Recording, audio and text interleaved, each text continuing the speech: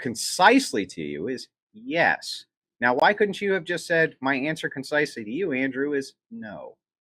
Well, because we have to understand, and I want to establish why I'm Well, I reaching a don't need certain to position. understand. I just need to know what you think, yes or no. But I think the audience needs to understand. And to be clear, The I think audience needs to.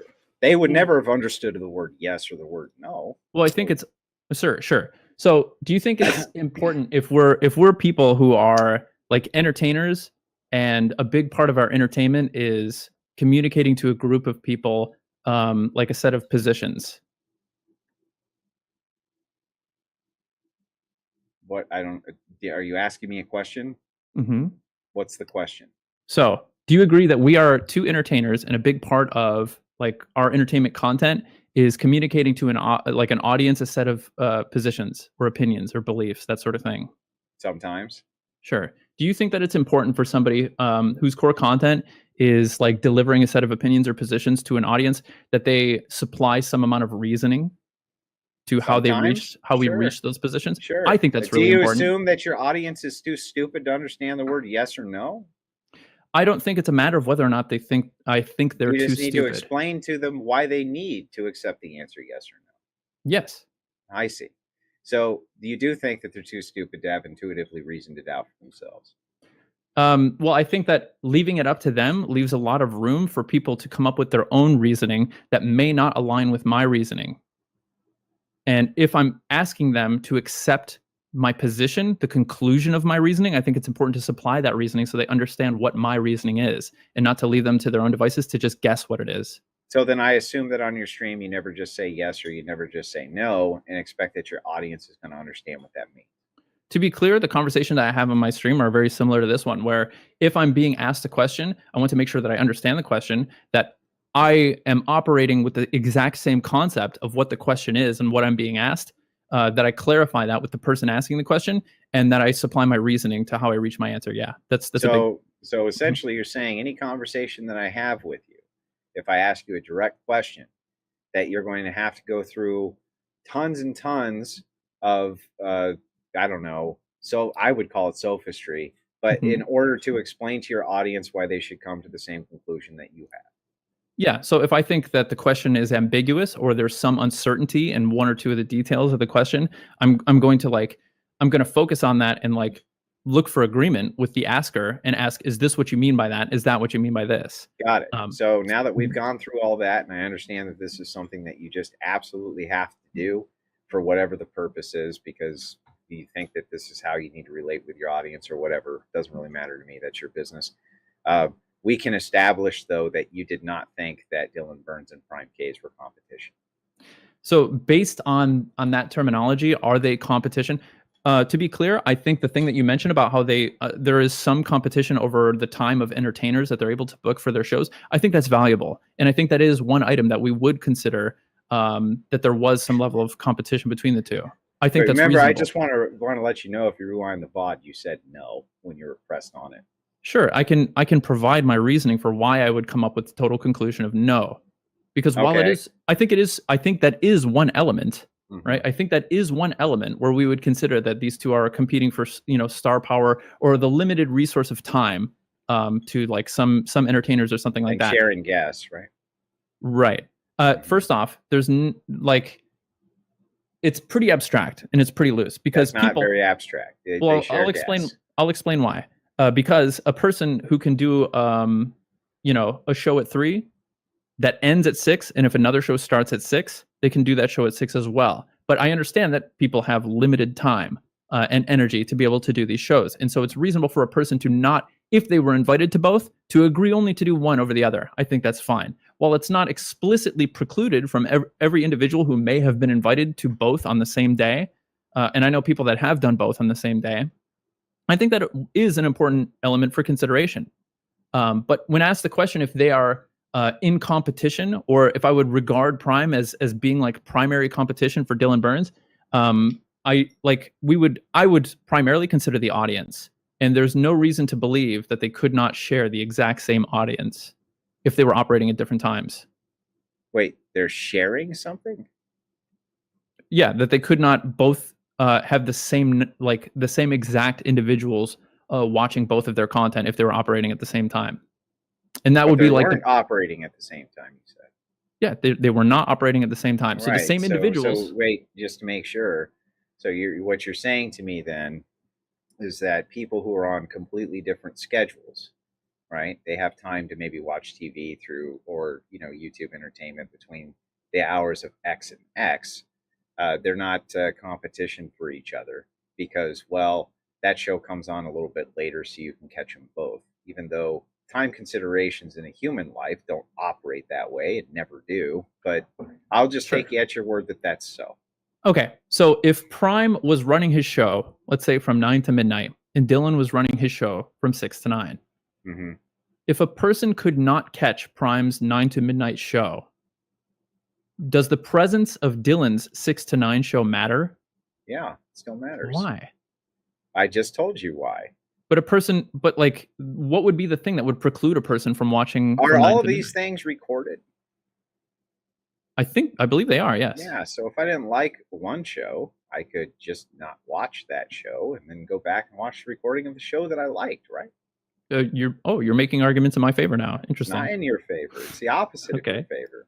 What I'm Is it? saying, yeah, it is. What I'm saying to you very specifically is this. You're saying they could share the exact same audience. What I'm Mhm. saying to you is, look, man, if I don't like you, right? If I don't like your program or I don't like this or that, I can just go back and watch the pre-recorded VOD from the other creator. But I can't do that if the other creator's not around, can I? Yes, that's true. And Yes, that's true. we would consider one reason we would consider that people operating on the same time slot to be competitors in the Twitch space is because a big part of Twitch is like the interaction, being able to chat and like chat with people live and have interactions with chatters and stuff like that, right? Like that's a big draw of the entertainment. Like watching a VOD is not very popular on Twitch because a big draw of Twitch as an entertainment platform is the ability to chat in real time to both the creators and to other people who are Depends on experiencing it the at the same time, right? creator. Oftentimes during these debates, not anybody in the chat is actually engaged with at all. I'm sorry? During many of these debates, nobody in the chat is engaged with because, they're having a debate. Are you reading a chat right now? No. Oh, I am. So So, I mean, like, that's it's not not. engaging with them. What the fuck are you talking about? Do you think that just reading a chat is engaging with the chat? Yeah, absolutely. That's what you meant by engagement. Well, I mean, they're certainly like influencing the way that I think about things to some degree. Oh man! So you think that what's going on is with the engagement of the chat, that the chat is influencing the moderator, and that's why they watch the show? Like, Well, what the fuck are you talking about, man? well, if that's true for one half of this encounter, think about a panel with like 9 to 16 people or whatever, right? Like, They and would again, be it's reading their own chats, engaging with their chats. They're not engaging specifically with the host chat. it depends on the individual, right? It depends on It's who's not on. common, man. Come on. What are you fucking talking about here? You know it's not common. Sure. So Like, this is one element for consideration. I don't know if this is common or not. I know that I read the chat. I know some other creators who read the chat while they're having these conversations as you're well. But not again, on a it's hosted live debate panel right now, for God's sake. What are you talking about?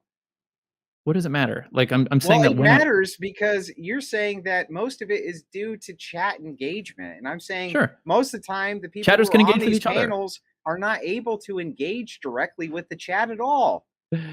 It's interesting that you're like so intent on making like arguments that favor my position on this when I'm actually trying to give credit to. How am I fucking making any argument in your position on this? What you're saying makes no sense. This was your postulation. So to be clear, it seems like you're arguing that they are not competitors because even if they operate at the same time, it doesn't matter because you can just watch a VOD. And what did I qualify that with? You can If the refresh me. person isn't there anymore, the VOD's not there to watch, right? If the person's not there anymore, the VOD's Right. not. So if people don't like Dylan Burns and they're like, look, I would normally be available during that time slot, but fuck that guy. He sucks. I like Prime K's. I'm going to go watch the VOD. Now, if Prime K's isn't around, who's left? Okay, so you're saying that or one motivation Dylan might have to eliminate Prime Kai off the platform is to free people up to watch Dylan's VODs? Of course. Okay. Not just his VODs, but even then to try to drift over to his content live, which So might just start with there's nothing else to watch. So the Now you're conspiracy. the only guy on planet Earth, I guess, who has been like, "Hey, why are you watching that, honey?" And you go, "Because there's nothing else on." You're the only guy that's never happened to, I guess. Wicked. You're the Well, only dude who's never been watching a show, and someone said, "Why are you watching this shit?" And you say, "Because there's nothing else on." That's you. That's you. You're that guy. That's never happened to then. so I have to be honest. Like I'm gonna need some help connecting this thought to the Of previous course you thought. are. So let's try to connect it for you. Have Okay. you ever been in a situation where you're watching a program that's not very interesting or that you don't even really care that much about because there was nothing else to watch? Yes. Okay, then. Would you assume that people who are in market competition with each other would also have been in those situations in their life like everybody else on planet Earth? I'm sorry. Can you repeat that? Would you assume that everybody else has been in those situations as well? They're just watching whatever program is there because there ain't nothing else to watch. Would I assume that everybody else has done Most, that? let's No, say I wouldn't. most people. Most people. Mhm. I think that this is a common thing. Sure. Mhm. But Good. I don't think It's a watching common VODs thing. is. I don't think So you watching think VODs that is. here I Hold on. am and I'm like, I Mhm. want to knock out my competitor. Why do you want to knock out your competitor? Let's say you own a gun shop. Let's say you own whatever the fuck you want. This is so that there's no choice. Right? There's no choice. Let's say you run a shittier gun shop than this guy over here, for instance. Right? But if you're the only game in town, where do people got to go? Okay, so I want to understand clearly that you're positing a conspiracy theory that Dylan wanted to So eliminate there you crime. go again. You're positing this. You can't even respond to what I said because you know it's fucking true. Well, I don't know that it's true, which is why I'm asking to clarify. Mm-hmm. Young men by telling them they're not needed, also blaming them for all forms of sexism and discrimination that and the wage gap and everything like that. I mean, we've increased taxes, so a man can't support a family on one income. I mean, where do you want to go? The entire environment has become so, I don't want to say, well, hostile is one way to put it, but borderline impossible to find a quality gal, get married, have kids, start a family, if that's your goal. That a lot of guys, are going to make the economic, and they're going to do a cost benefit analysis, and they're going to drop out. And a lot of them are going to drop out and just kind of do their thing in terms of a go ghost. Some men are going to excel, and they'll be, the top tier of men that kind of monopolize or get all the gals. But then there's going to certainly be a percentage of men either who cannot, like they're just physically unattractive, they're too short, they're physically disabled, something's wrong where they're never stand a chance, and that would be the true incels, the involuntary celibates. But unfortunately, I think there's been such a demoralization, not to mention we've put life on easy mode. Let's also put some blame where it also belongs, that is the men. Men are pussies nowadays. They don't work hard, they don't want to go to the gym, they don't want to become engineers, and for them it's a weakness and a cowardice where they're like, oh, screw those girls, like a preemptive rejection. Well, screw, I can't, I'm an incel, I couldn't get laid anyway. It's like, no, you didn't try, you didn't go to the gym, you didn't achieve anything, you're just using this as an excuse. And because men are so programmed to pursue women, because it's your genetics, they lash out at these gals somewhat fairly, yet at the same time somewhat unfairly. So it kind of really depends on who you're talking about. Like if you're talking about someone who is very short and it's just not physically attractive, well, that person probably is, he's also probably resigned himself to accept his kind of fate that he's not going to do too well with the ladies. But I see way too many men using this as a cope to excuse their lack of performance and commitment and investment in themselves, which formed, I would call, the hypocritical incels. Night Nation Review asks Aaron what the percentage of women are actually legitimate marriage material. The number's like 2 to 4%. I got something well, horrible. that's one. I got it here. I think it is like 2.7% because I wrote a book called The Book of Numbers, which I got right here. Assumptions. It's in the single digits and low single digits. If I recall correctly, it's like 2.7%. What do you qualify as marriageable? Boy, if you give me time, I didn't know if I had I known, I could have consulted my notes. Marriageable notes. Hang on, bear with me. No problem. Here we go. I got it. Here, you ready for the official methodology? Because the social sciences are so legit. Okay. Right. There's no replication crisis at all.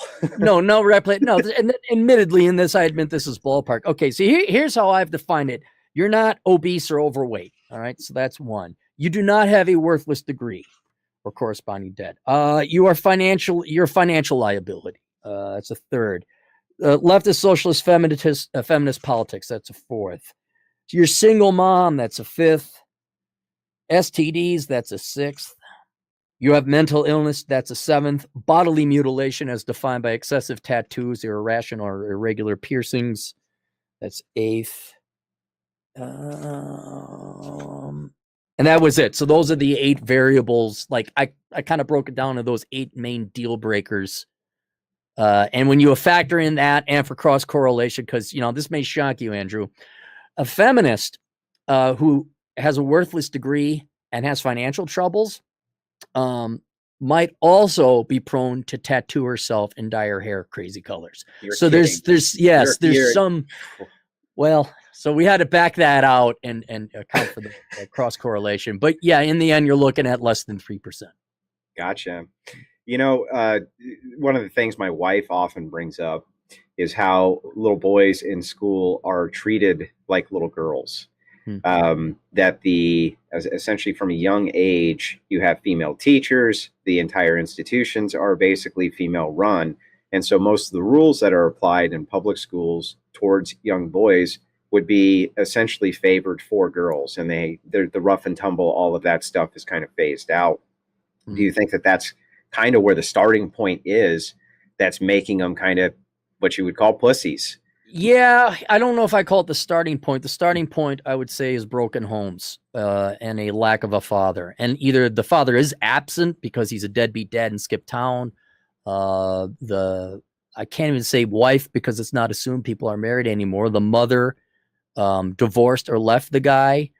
And what I think is much more common is you might have a dad who's present, but he's a pussy himself and he does not invest any time raising his child. So I'd say that's where it starts, the family. But then continuing on with the family, I'm pissed off with a lot of quote conservative dads and conservative parents where I can't believe what's happening in the schools. Well, do you sit your kids down and teach them? Are you that appalled by the schools? Why don't you homeschool? Well, I couldn't give up my career. My career's literally translated to English, my career is more important than my children. And let's just be honest, most parents, conservative or not, libertarian or not, Democrat or not, they don't want to raise their own damn kids. They want to pay for babysitting in the form of public schools. And so they'd rather have their kids indoctrinated, both young boys and girls. And then it is a continuation where the parents have abdicated responsibility of the child and given it to the state. And the state obviously has a huge financial and political and economic incentive to raise little micro-communists or micro-socialists or certainly Democrats to continue to vote for the teachers. Teachers themselves obviously have vested financial interests. And so that's, and yes, and starting off very young, you are skewed towards female teachers. I wouldn't even necessarily consider it their fault. They're female. What, like it'd be like you mean, how dare you teach them from a masculine perspective? Like, well, last I checked, I got a penis and I don't know any other way to be. So I can kind of understand where, you're going to have a female bias, but inevitably by middle school or later grade school, you should have a guy or a high school coach or a middle school coach or some kind of masculine influence.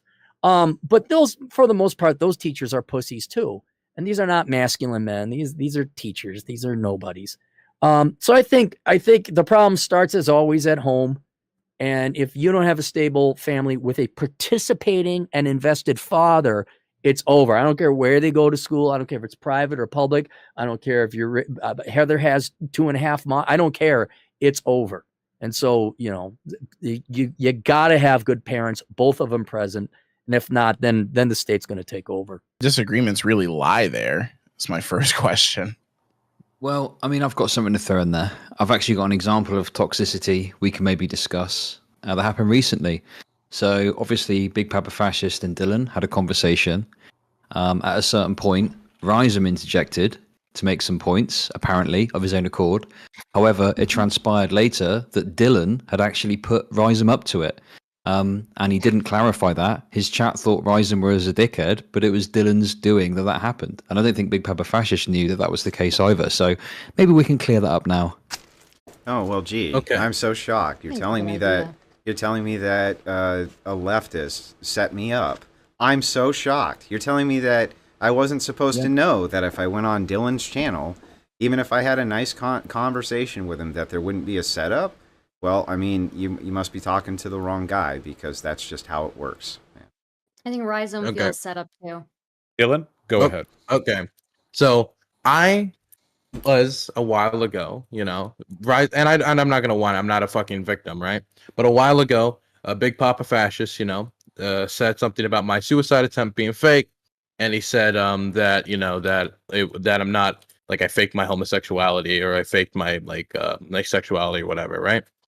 And so I messaged Rhizome while I was talking to Big Papa Fascist, trying to figure out how the fuck do I actually work this into the conversation? Because Well, I you was being just really polite. you just ask, and you don't be like a passive aggressive wuss about it. That's how you work it in. Hold on. Let Dylan continue.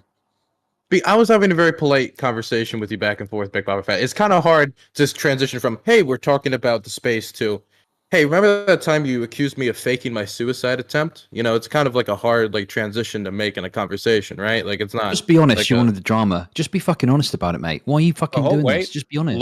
Let Dylan finish the point, and then you can all interject. Look, you could say it was for the drama or because I wanted to bring it up. I think you can say that I thought the conversation was boring and I kind of wanted to talk about that, but I also didn't want it because I didn't know how to make the transition in the conversation too. Yeah, it was two things. Okay. Well, wait a second. Go ahead. wait. I'm sorry. To make sure, Andrew, did you want to follow that? Yeah, so I mean, it's very typical, right? Most leftists are very passive aggressive and confrontation avoidant. Not all of them, like Chud Logic up there, who eats big pulp fishes. He's not confrontation avoidant, so you can kind of give the blue-haired guy that, right? But a lot of these guys, they're pretty confrontation avoidant. They don't really want to, go at you on various issues, especially since oftentimes they get destroyed on those issues and they look stupid. Far easier for them to farm drama than actually discuss political issues or their political takes on things, especially if you've already been in debates with them and just absolutely destroyed them. They get upset by that type of thing. So it's almost like revenge porn for leftists, right? We'll just farm up some drama, or we'll dogpile this guy, or whatever they can do. It's not like there's tons of us in this space, right? So it doesn't shock me. I did want to go and have just a good faith conversation. He should have just asked me about it. I would have just told him. And Chud Logic, did you want to add to this as well before Dylan gets There's another go? one quick thing I want to clarify. Have we decided whether the Down syndrome Dylan thing is funny or not? It's funny. Any Dylan, other? What is this? I feel Dylan, like Vosh. feel I free feel to like we weigh should in on get that. context, Yeah, just I need because a little like bit of so, context that's- for the so- Down syndrome Dylan thing. Right. So I'd like to ask that. Additionally, I want to go to Dylan now, and then after that, IRI. Dylan, before we continue, if this is what we're No. going to be talking about, would you mind filling Apparently. us in on any information the audience might not have on this particular Okay. subject? Please. So me and Big Papa Fascist. If you start he stacking follows me on Twitter, and every slurs in once the a while, chat, because he you're doesn't like gone. me, he'll, Don't do it. Or I guess the feelings mutual a little bit. And he'll retweet me or he'll say something, take a jab or whatever. And that's fine. That's how Twitter is. It's whatever. And one time he we were going back and forth a little bit, and he in a tweet, it was three things. It was Down syndrome Dylan, which who gives a fuck? I really don't care that much. And then it was basically faking my sexuality, and also I faked my suicide attempt, right? And yeah, I mean, I don't remember the Where does the fake. Down syndrome thing Well, come but from? then What's the wait, Down sorry, syndrome about? what about the Down what about syndrome. what The hap- Down syndrome thing is just, I think, he was just calling me. He just, I don't know. He's just accusing me. Well, about no, it. I let- I think it was mean, just a joke. I think it Let was me just a joke. just explain it so that, even though explaining the meme destroys just how hilarious it was, but honestly, and I'm not fucking around here, if you take a picture of Dylan and you put it right next to a person with Down syndrome, the guy looks like he's got fucking Down syndrome. Like, you can't get mad at me for this, okay? So I made the meme, right, and I put it up there, and it was fucking hilarious. Now, you can get mad about it all you want, but that's just the truth, right? People make fun of me all the time. I get it. I understand. But that's what memeing is. It's funny shit. I do What want about to know, the- really quickly, if I may, since it was taken a while ago. IRI, you said you wanted to add something. Well, I think wasn't Rhizome in that same call with Dylan and Andrew or something? So I don't know. Yeah, I don't feel think like the he could- context was fully explained. I feel like Dylan, you explained how the tweet came about, but people don't understand. People don't know the conversation or what's happening or Oh, what was yeah. referenced. So yeah, me and Big Papa Fascist, I had a time slot to fill, so I invited Big Papa Fascist on, and we were talking for I think an hour and 45 minutes. An hour and 30 minutes in, we were talking about the space, and I was like, fuck, my viewers aren't really enjoying this, and I don't know how to bring this over to the fucking other topic, right? Because I just didn't know how to bring it over to the other topic, and it was also kind of boring. And so I messaged Rise. I'm like, how the like, yo, how do I fucking bring You this wanted into him the to conversation? spice it up, didn't you? Yeah, I wanted him to bring it up. Yeah. To spice Well, can it I up. give You the wanted to can I bring give the drama. wording of What what we're you saying said here for the? is- Can I Yeah, just, yeah. I think I called it a grenade. Like, hey, can we drop this grenade in this conversation? It's kind of boring. Kind of like a toxicity bomb. Into Well, the okay. middle So of the wording conversation, the right? wording was this: want to drop a grenade from Dylan? I say, haha, what you thinking? And yes, Dylan says, ask about him doubting my suicide attempt on Twitter. Say you saw it. I did not send this. I said, like, ask him what I ask him what about that? If not, what that is about? If Ooh. not drama farming. Dylan Damning. says, yeah. And I was like, I don't know the tweet. Do I need the context? And then you send a screenshot to reference the tweet. And then I scroll through Twitter, find the tweet, and then we pick up from there. Okay, so my response to this would be, if someone says you're doubting your suicide attempt, me having it brought up in conversation, okay, is not adding toxicity, right? It just Because sounds. You it just is sound so already- isn't butthurt. inherently- Dude. You just sound butthurt. If Like you guys sound butthurt, Okay. and you wanted to ambush me because you were fucking butthurt that I made fun of you. Like just say BPF. You made fun of me, Well- and it hurt my feelings when you made fun of me. Okay. Just say it. Big Papa Fashion. It isn't the Down syndrome Dylan thing, okay? It isn't even the faking sexuality, because I get it enough, right? Can you explain the third one at least to me?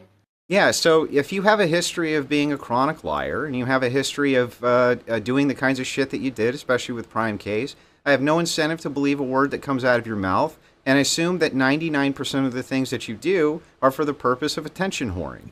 Now, as to that, after that meme dropped, one of your friends, and I'm not going to name who that is, came in and actually showed me fairly compelling evidence that you were telling the truth.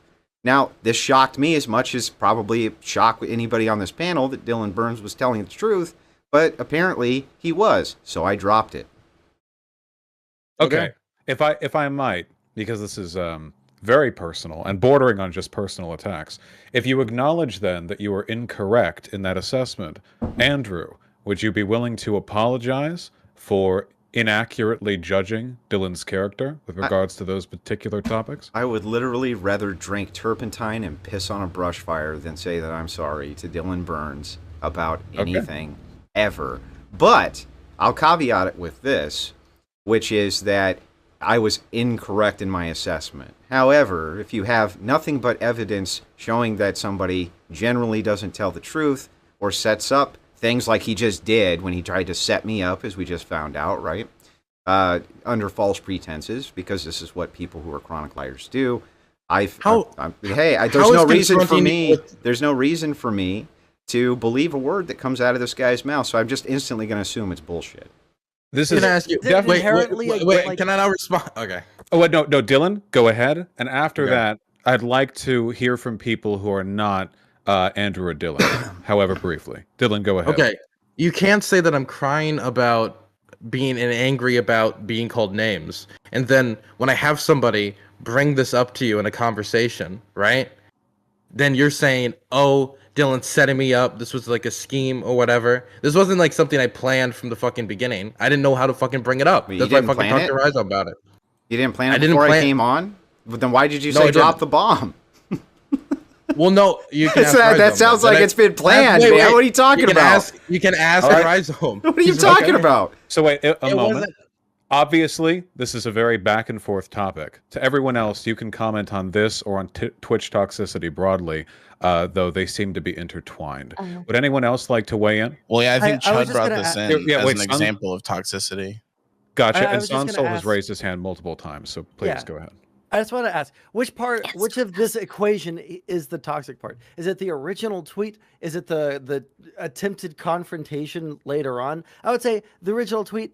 Sorry, Andrew, pretty toxic. All right, You laughed your I ass don't- off. Shrine, you You doesn't laughed care. your And you- fucking ass off. I bet you DM'd me Admit- and put LOL. I bet you did, Sonzel. I bet you I don't did. fucking know. But, like, is that the toxic part, or is it the fucking confrontation part? Because it feels like you're not willing to say that you were toxic for like tweeting the thing out, but it was toxic for him to try and bring it up in a conversation later on, right? No, I didn't say any of it was toxic. Oh, okay. Well, So I If don't it's know. not- Just build if it's not- build Why are a you different complaining? Wait, straw if- man. Wait, why? If the Wait, no. Why are claim- you complaining? wait. If the claim isn't that it's toxic, in what way does this relate to the question being posed? Well, it doesn't relate to the question that was being posed. This is obviously something that was personal that he wanted to confront. I don't think any of it was toxic. From my perspective, I expect every time I go onto a leftist panel to get ambushed. Why wouldn't I? Well, Chud brought this up, so right, yeah. Chud, so you shouldn't brought he this explain up. why this is toxic? Yeah. Yeah, go ahead, Chud. Well, okay. In The reason terms I of the think this is toxicity, how do you think? Where does this lie? well, the reason I just thought it was worth bringing up is, we're talking about toxicity, drama, and I guess I was just interested to understand how Dylan's actions in this case fit in with his kind of view of Twitch politics as being a kind of drama-riddled hellhole and a toxic mess. Gotcha. Stardust, you've had your hand up for quite a while. My apologies. No problem. So I do think that it is toxic in the sense that even sorry, Andrew. I think the actual victim here is Rhizome because I think Rhizome kind of was dropped into something that you're a victim too, but I think Rhizome is even more of a victim.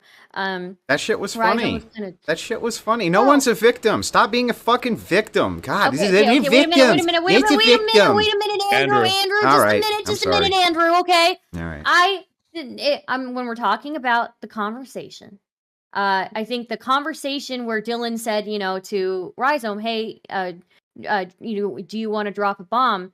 That's the one where Rhizome was kind of set up. It feels like that's kind of like, because then, he didn't know what he was in for. As far as the Let me tweet- also just point out for the What? record, because Dylan, this Yeah. is the thing that got me the most, is after that, and after I dropped the grenade in the conversation, Dylan just fucked off and walked away. He walked away. Well, why did you and do then it, Rhizome was bro? left. Why did you do it? You can talk about that all day. Yeah, you can talk about that all day, and I shouldn't have done it. I agree Yeah. with that.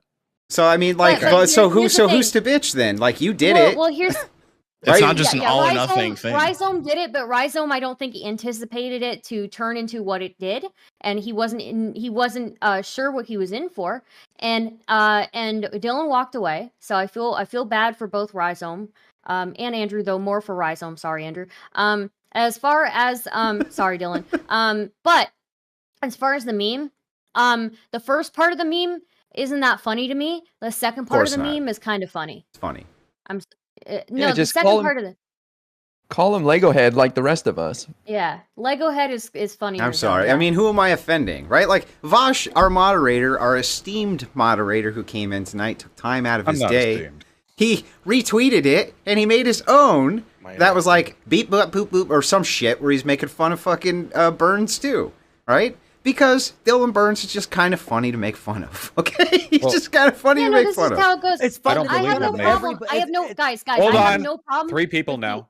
Stardust, finish, please. Yeah, so sorry. I have no problem with people making fun of each other. I think that's like a great dynamic. I think people should be making fun of each other. I like to call Chud Logic. I just realized my passion for calling Chud Logic a fat whore. But I do think that that probably Lego Head would be better. But my main point is that I think it was very toxic behavior towards Rhizome. I think majority of the toxicity on this platform is people kind of like Don't you pulling the dad rug out dick from under people? each other. Like, isn't that your Yeah. shtick? You dad I dick do them? dad dick people. What is the point of specifically that? Royfers. What's the point of that? Right? It's just Specifically weird. because they It's just to handle start. It's to dad start dick. shit. It's to start shit, It is right? to start shit. Yeah. So just But stop usually they're grandstanding, flabbergasted. Stardust. They can't. Yeah, for sure. Catch you guys soon. See you, Also, Rhizome. Bye-bye. just before you go, Rizzo, I don't blame you for that shit. Just so you know. Oh, we're good. We can go. Yeah, and we can go back and forth about whatever we want at any point. Yeah. I'm just letting you Everyone. know. I don't blame you for that. It's all blood sports. We're all good. Yeah. Yeah, and for I sure. don't even give a shit. Like, I wouldn't have even thought about it again ever, except that it was brought up here. Just so you know, Yeah. right? So Fair enough. anyway, have a good night. I'm also gonna get the hell out of here. Thanks, I guess everyone for being It here is and around that hosting. time. Yeah. Yeah, I do tend to agree with you that he kind of started these different slap matches, and then there'd be conflict resolution and this and that, and that's why people tune into daytime TV, and that's why they tune into all sorts of different things, is they want the drama, the reaction, the solution, the resolution, move on to the next drama, right? This is part of the human condition now. Yeah, the circus part of the bread and circus is we always want to be entertained. Yeah. Well, I mean, not only do we always want to be entertained, but it seems that many of us want to be the people who are entertaining. And that seems to end very poorly for most people. They seem very willing to compromise their morality in order to gain whatever it is that they perceive as some type of internet fame or internet bucks or whatever the hell you want to call it. It's particularly bothersome to me. I stumbled into this arena by complete accident. I for all intents and purposes, shouldn't be here now, but I still have a moral barometer that I'm not willing to sell out. However, it seems that everybody around me for the last, I don't know, year roughly, they're more than eager to do it, and they seem to get a kind of a perpetual pass to do it, and that seems to be part of this thing too. Well, it's like you talked about, the Faustian bargain. They want to be popular, and so in order to be popular, you slowly start to. It's like getting to Hollywood, right? You go to Hollywood, and it's a completely different culture, right? And slowly but surely, they tell you, well, if you want to be in, you have to do this, you have to believe that, and you can have somebody that really has a good head on their shoulders. Maybe not even like a conservative, but somebody that just has common sense. And they get there into Hollywood and they start to climb the ranks and they get told what to do and what to think. And if you get told what to do and what to think long enough, you actually try to convince yourself that they're right. And you start to try to change yourself mentally and do all these mental gymnastics to justify to yourself personally why you're doing what you're doing. And so you look in the mirror one day and you realize, holy crap, I've become this completely different person. This isn't who I want to be. And hopefully, they get out of it. But a lot of people don't. A lot of people don't, and they just continue to go up the pipeline. Politicians, it happens with them all the time. You get this guy who, wants to go up there and wants to change Washington, believes in draining the swamp, gets up there and the swamp gets their fingers in them and they become, like a Lindsey Graham or somebody like that. That's just a disgusting swamp creature. Well, and isn't bad behavior rewarded in this space? It absolutely is.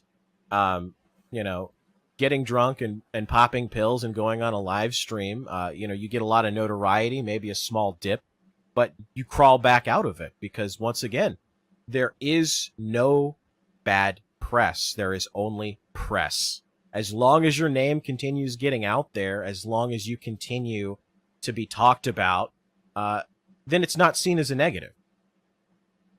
Isn't that sick? It is. It is. And you can look at the same thing with entertainment, with politics, any of that. It's this kind of like hedonistic, self-destructive nature of humanity that's just on display 24/7 for everybody to see. And it's unfortunate that it is that way, but people want to be entertained and they don't care if it's at the personal destruction of somebody else, or whether it's, something good and wholesome. They want to see really anything that tickles their fancy. Yeah. Do you think, obviously that type of culture is not going to change anytime soon, but there is something to be said for the last man standing, isn't there? People who are able to kind of coordinate themselves in such a way where they don't sell out, they do seem to do fairly well. The ones that I have been following anyway. But that seems to be a rare exception to the rule, doesn't it?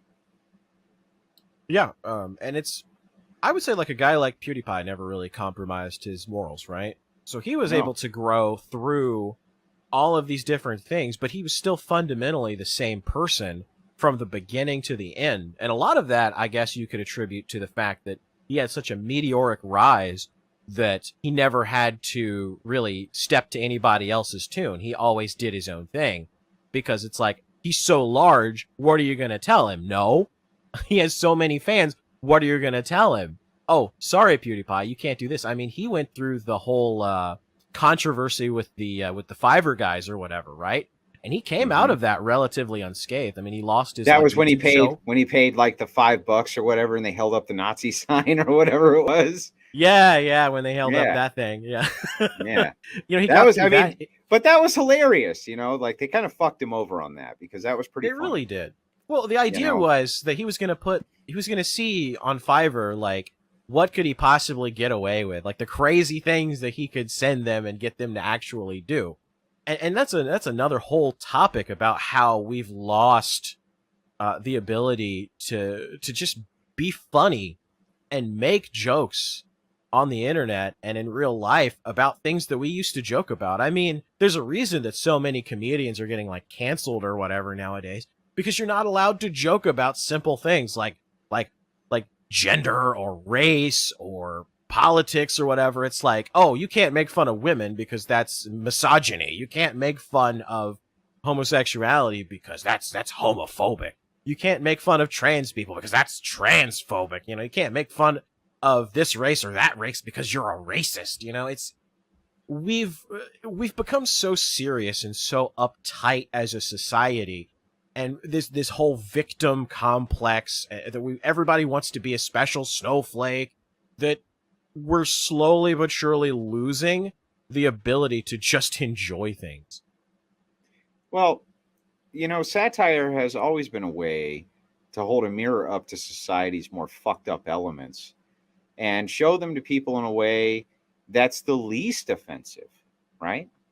If you take that away, all you're left with is the most offensive way to tell them about their flaws.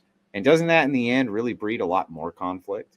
By any subjective characteristic I can think of for harm, anytime you cast a spell, it would have to necessarily be harmful. Okay, a couple more questions before you go. Back to some of the pagan beliefs. Is witchcraft real? Does it work? I mean, I think that it works. I'm what you would consider a green witch, which basically means that I really, really like plants and rocks. And I use plants in all kinds of things. I actually, You could have just been a geologist, right? You didn't have to you didn't have to study black magic, right? You could have just gone and gotten a white lab coat, stared at fucking rocks and shit. You didn't have to go full satanic black magic, Kay. It wasn't necessary. This one kid made fun of my white coat whenever I was 11. And I was just like, fuck it. I'm just going to be a witch now. So it works, right? Yeah, it does. It does. And I think there's a misconception around, what witchcraft actually is, and I have this debate with a lot of Christians a lot, whenever they kind of clutch pearls whenever they find out that I'm a practicing witch, me grinding up dried plants and speaking, manifesting incantations into the universe of something that, an end result that I desire to see is no different than, a Christian version of prayer. I speak to nature and the universe and you speak to a deity. But for me, in my perspective, manifestation works just as well as the average Christian would say prayer works. And this is manifestation utilizing personal will and thought in order to manifest the result that you want. And these things end up becoming material based on the thought that you put out into what you would call maybe the id or the all or the aether or whatever different variation that you want to call it. These thoughts, the belief is that they're tangible and that when they go out into the aether, the universe has no choice but to deliver back to you that which you are asking it for. Is that correct? I wouldn't say that the universe has no choice. I think of it as kind of like asking a question. You wouldn't say that whenever you pray that God has no choice but to answer you. You put it out there in hopes that your prayer will be answered. And witches and pagans do the exact same thing with manifestation. You put it out into the universe in hopes that it comes back to you, that it is answered. And you have evidence of it, whether it being answered in the same circumstantial way that you have proof that prayer works. If I speak a manifestation Sure. into, hey, my kid has COVID and I'm hoping for healing, quick healing from my kid, and the next day my kid wakes up fever free, feeling great, bouncing off the walls. And of course, fever free, feeling great, bouncing off the walls. And of course,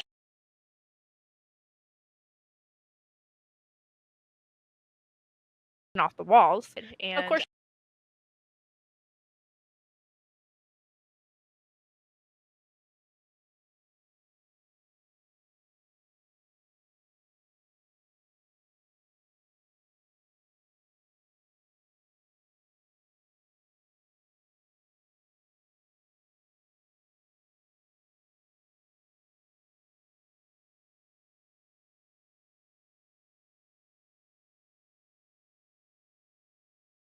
another human being. But there are some witches that would argue otherwise, and it's one of those things where you kind of divided on it. But in my personal opinion, I would say no. I think that is it's kind of does a disservice to the belief that there's this life force that connects all of us, and it's kind of a disrespect to that life force if you were utilizing it to actively harm another living creature. So I know for sure magic works. I've seen it in practice, like in depth, seen it in practice. I know for sure it works. I know. So I'll give you my opinion on it so that you know, and I hope that you think about it down the road. Anything that you project into will, if it sets motions and events in motion, has to utilize other people's will in order to manifest the thing that it is that you want. Therefore, by any subjective characteristic I can think of for harm, anytime you cast a spell, it would have to necessarily be harmful. Because it's imposing your will on another person? Yes, there's no way to not impose your will because you can't determine the result. So, well, I'm sorry, you can only determine the result, but you cannot determine the motions that lead to the result. And it will always use other human beings to do that. For instance, let's say you wanted to manifest money for yourself. How would that come to be without other people getting that money to you? It couldn't, right? So therefore, always the imposition of will into the ethos or the aether or the great id or the all-star or the all-spirit or the great god or the great buffalo or whatever the fuck you want to call it, right? It will always have to necessarily, if you follow the rules of logic, will have to impose on other people in order to manifest the thing that you want. So it necessarily would always have to be evil. That's an interesting perspective, and I've actually never heard that before. It is an interesting idea that, depending on what it is that you're asking for, how that manifests. Personally, I've never used magic to manifest physical things like money. So for me, like in my experience, wishing good health or speedy recovery, for my family, for loved ones, for people, on the internet that I've never met before, somebody that's riding in an ambulance as I'm stuck in traffic, just manifesting, good health and speedy recovery. I think if you're going to talk about magic from that perspective, um, because you're not wrong in the logic. I think that in that point, it's kind of an argument of whether the ends justify the means. If me manifesting, good health for somebody or a recovery from bad health or an injury, for someone, uh, if that justifies uh, what would be set in motion, in order for that to take place. Um, I don't think that anybody would logically argue that, for somebody to have better health if they're sick, you're objectively going to cause somebody else to get sick in order I for would them to get argue it. better. I would argue it. I'll tell you why. And again, I'll just follow the rules of logic with this, so that you can understand my position on why it's all evil, knowing that it works. Right? I'm coming from the realm of I know that this works. If you want to manifest good health in somebody, right? It's nice to think to yourself that you'd be manifesting it through the great ethos and that just suddenly they would wake up healthy. But this isn't usually how this works. You might cast a spell, for instance, to make somebody healthy, and they come back from their doctor and they say they got the correct medication and they're feeling a lot better. And isn't this great? But what if your will that was imposed made the doctor treat that person over a different patient, and you have no idea if this is true or if this is not true? You have no clue. All you see is the result, right? You have no idea what extra steps went into the amount of toggles that probably had to be flipped in order to manifest the thing that you want. This is why necessarily all magic is evil. There's no way a subjectivist or an objectivist for morality could ever make a determination that imposing your will in order to chain the will of other human beings in order to make a manifest event happen is anything other than evil.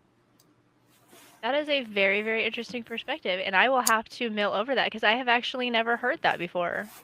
You are actually the first person to ever bring up that perspective to me. You know, people talk about how witchcraft and magic and even just paganism as a whole is just inherently evil.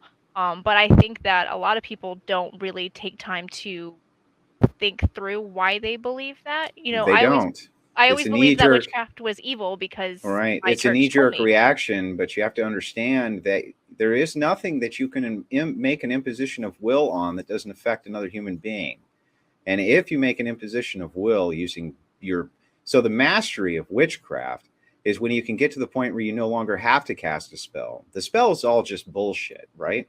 None of that matters. It's all just putting you in the mood, right? The mood for spellcraft. The true master at witchcraft can do it just by thought. They don't need the wands anymore. They don't need the cool Ouija boards. They don't need any of that shit anymore. They just can manifest via thought. Oh If you yeah, could everybody don't play with Ouija boards. Don't do it. Okay, just don't. No, don't. But the thing is that if you're a person who can just manifest what you want via your thought, the imposition is always going to be that you're subverting the will of other human beings. This is why the only true prism for which you can pray would be through a merciful spirit, period. Because often, what do they say? The best things in life are unanswered prayers. So a merciful spirit would not, in his benevolent nature, put wheels into place that would harm other people to manifest the thing that your will desires. Whereas you have no prism for that. And everything you wish to manifest would necessarily impose on other people's will. That's why witchcraft is evil. Well, there are, I will say, I'm not one of them, but overwhelmingly majority of witches do work with perceived deities.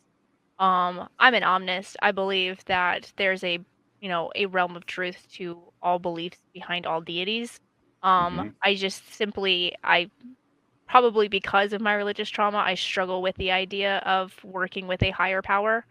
But the overwhelming majority of witches do, whenever they do work, they are working with what they perceive to be a higher power.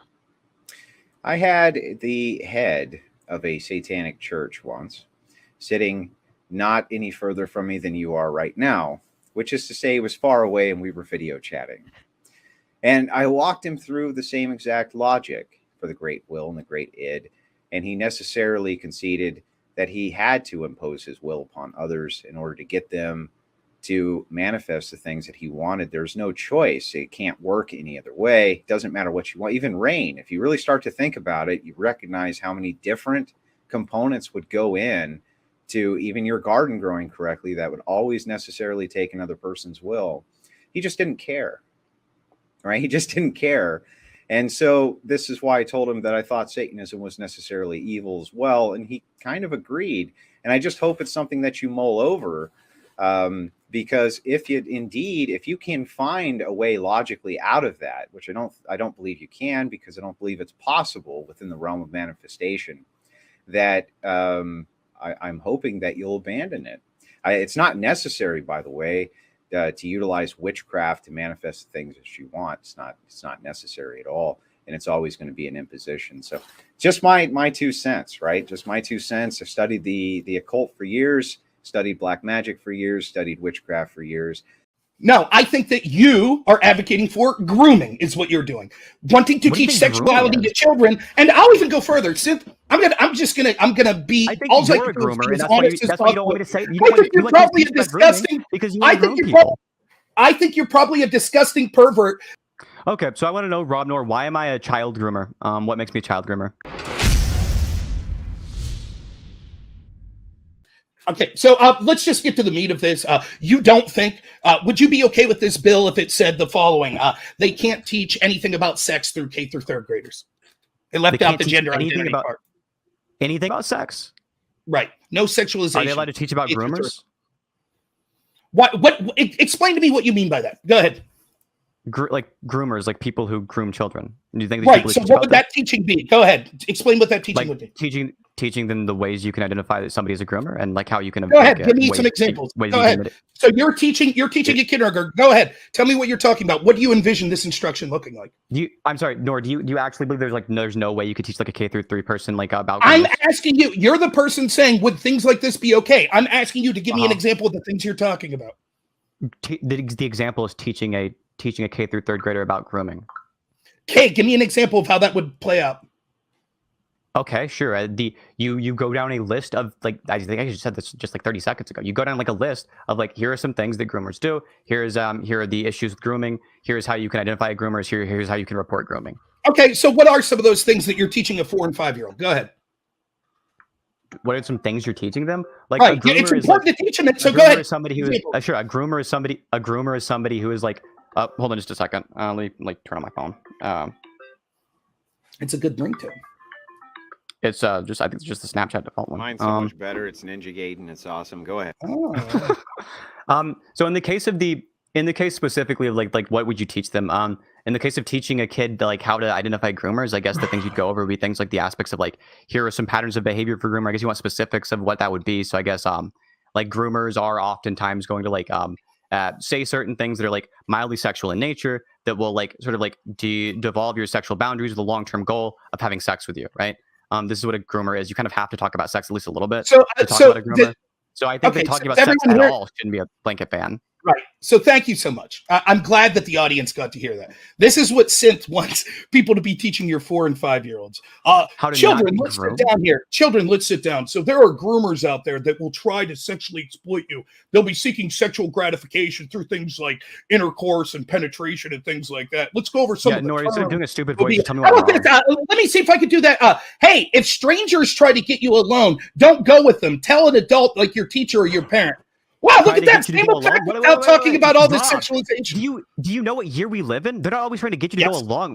Go alone. We live in a world where like Discord exists. They're gonna just say things to you on the internet. How do you know which things they're saying to you are like grooming and which aren't? 4-year-olds. K through 3? Yeah. So 4 through 9-year-olds. That's who you're talking about? A 9-year-olds have the internet. Yeah, unfortunately, 9-year-olds have lots of the internet, and we have to make sure that we have. Then it's up to the parents to have those discussions, not teachers. Do you think that a parent's going to be the expert in this matter? Or do you think that we can like have a trained professional? I think that a trained professional could be the expert in this matter. No, I think that you are advocating for grooming is what you're doing. Wanting to teach sexuality to children, and I'll even go further. Synth, I'm gonna be all you're a groomer, and that's why you don't want me to say. I think you're probably a disgusting because you want to groom people. I think you're probably a disgusting pervert, just like you tried to shoot from my objection. Please, are you going to let me finish? Then you can call me. Too late. I said it first, Rob. You can't know me. I got it first. Anyways, I think that the same reason that you tried to find a very niche way to say I'm against this bill because it seems too vague or something like that, you're now trying to say, well, we have to teach children about sex because of groomers and Discord exists, so we have to teach 4- and 5-year-olds about this shit. I think it's fucking disgusting. That's what I think. How do you? So what about like somebody in chat just mentioned the idea of like the they were trying to support your argument, saying like talking about your no bits, right? Are you allowed to say like no bits? Like your area down there? You could say in the Vegas things, you could say like if people tried to touch you underneath your clothes, if people tried to touch you below the belt, if people tried to get you alone, you should be worried about that. That's not really the role of teachers. That's more the role of parents. I don't want teachers talking about that, particularly when we see the indoctrination that's going on with sexualization of children, how many people are publicly talking about the need to talk about sex and gender identity with children, and even further than that, the actual amount of teachers that have done things like sexual misconduct and sexual assault on students. It is the role of the parent, and that's exactly what this bill was about, to empower parents to be able to make these decisions. Is that perfect? Is every parent perfect? No, but I trust parents to have the goodwill of their children more at heart than teachers that were willing to do things like force schools to close just so they could have their political agenda and take big long vacations over the pandemic that we saw. Okay, so I want to know, Rob Noor, why am I a child groomer? What makes me a child groomer? I think that you're a child groomer because I believe that you're being disingenuous in your attempts to say that, well, we need to teach sexualization to children because it's all about preventing sexual exploitation of children. What I evidence think do you have that I've ever backdoor, groomed a child? and that you secretly want to teach them sexualization because you probably have some agenda that you think sexualization of children is a good thing because you think that they could be sexual beings younger. What And evidence do you have that I've groomed a you child? support. What's that? What evidence do you have that I've groomed a child? I don't have any evidence that you groomed a child. I have evidence that you're suggesting teaching. No, I have evidence that you're in favor of teaching sexualization to children.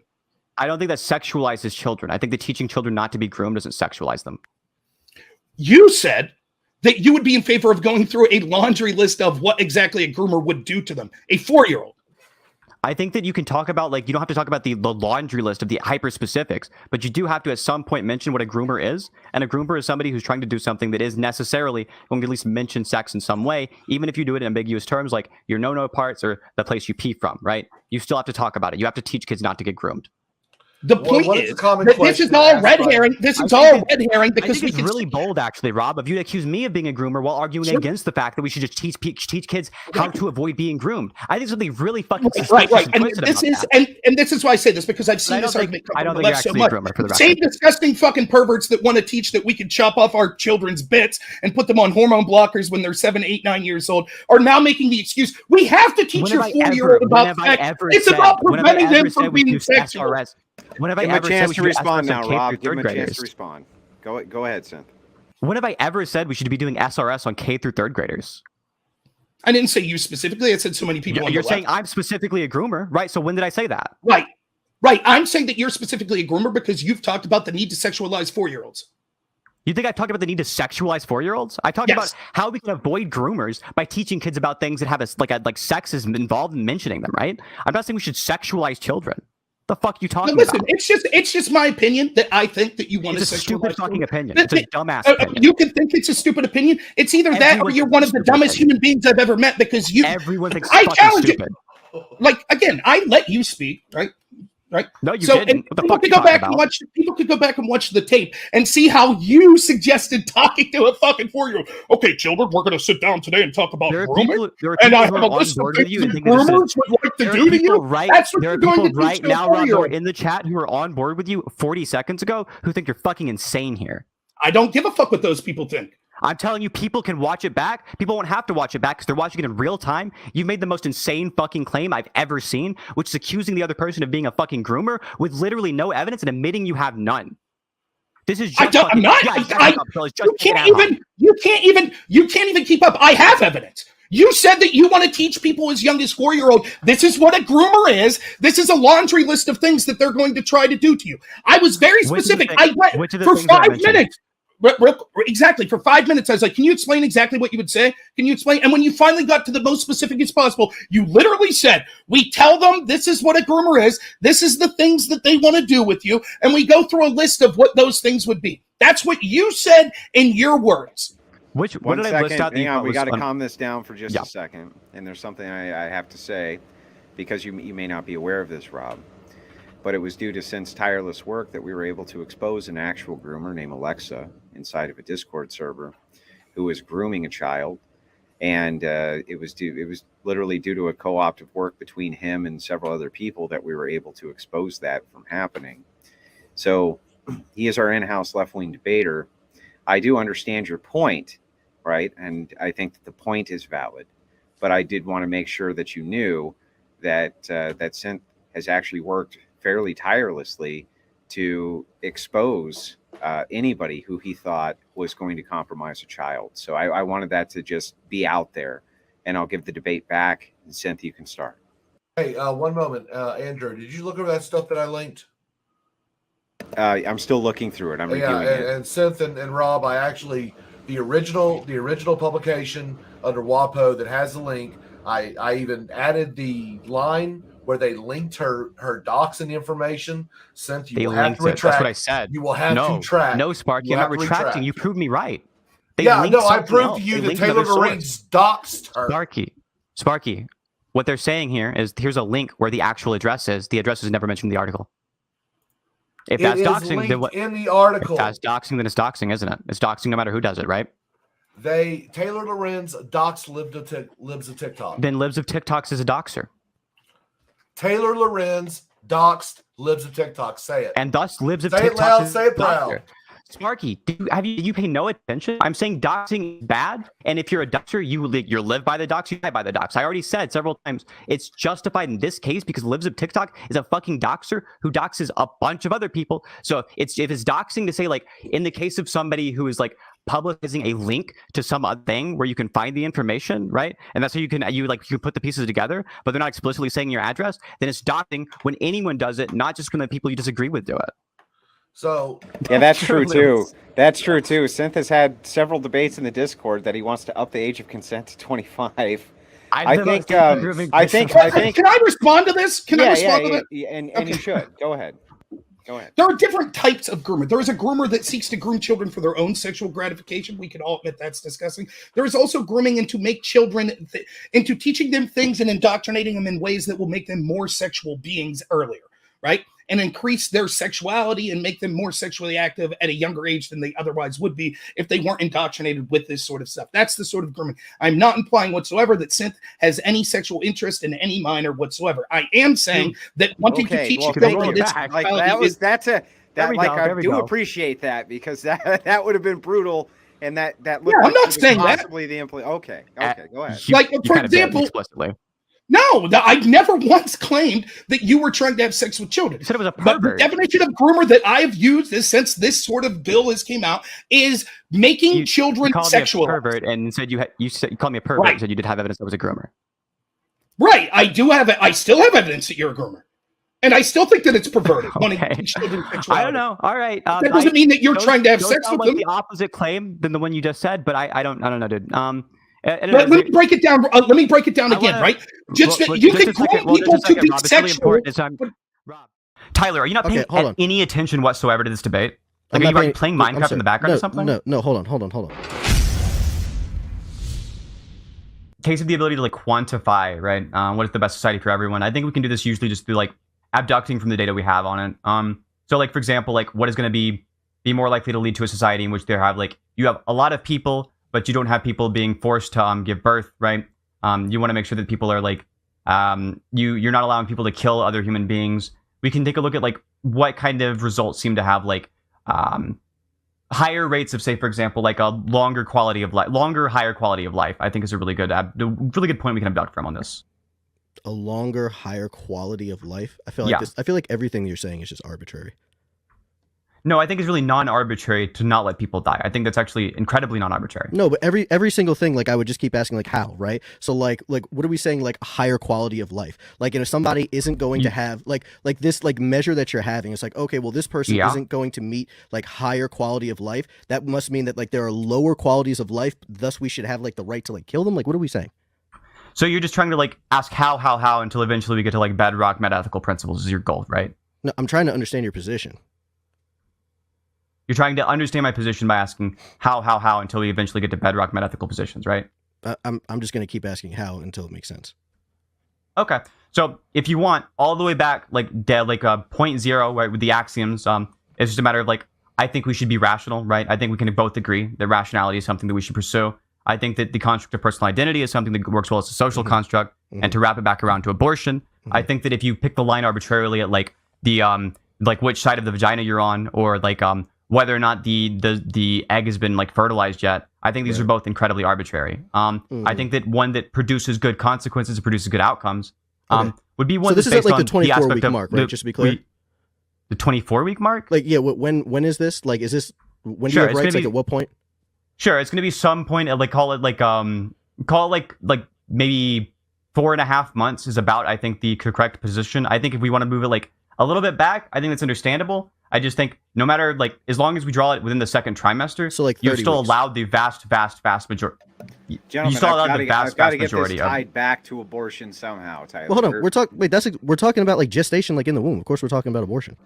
Okay, well, if you can tie it back, I follow along with notes, so I just want to make sure that I have. Yeah, we're talking about like in the womb. Like we're literally talking about in the womb. Well, I know that you're asking, when his marker is. I get that. Yeah. I don't understand how the worldview necessarily plays in. No, so he's saying, rights, is it right? Meta-ethical. No. So we're talking about rights. Obviously, like we have to somehow define like when exactly in the human developmental process that you are like I guess deserving or gain these type of like rights. This is why I'm trying to figure out exactly at what point in the human developmental process, right? So Sure. it seems like at some Synth is point in the saying, second trimester, but I think I could even like grant to you the idea, like just for the sake of argument, we can make it like the beginning of the second trimester. It would You still said be the the second case. trimester?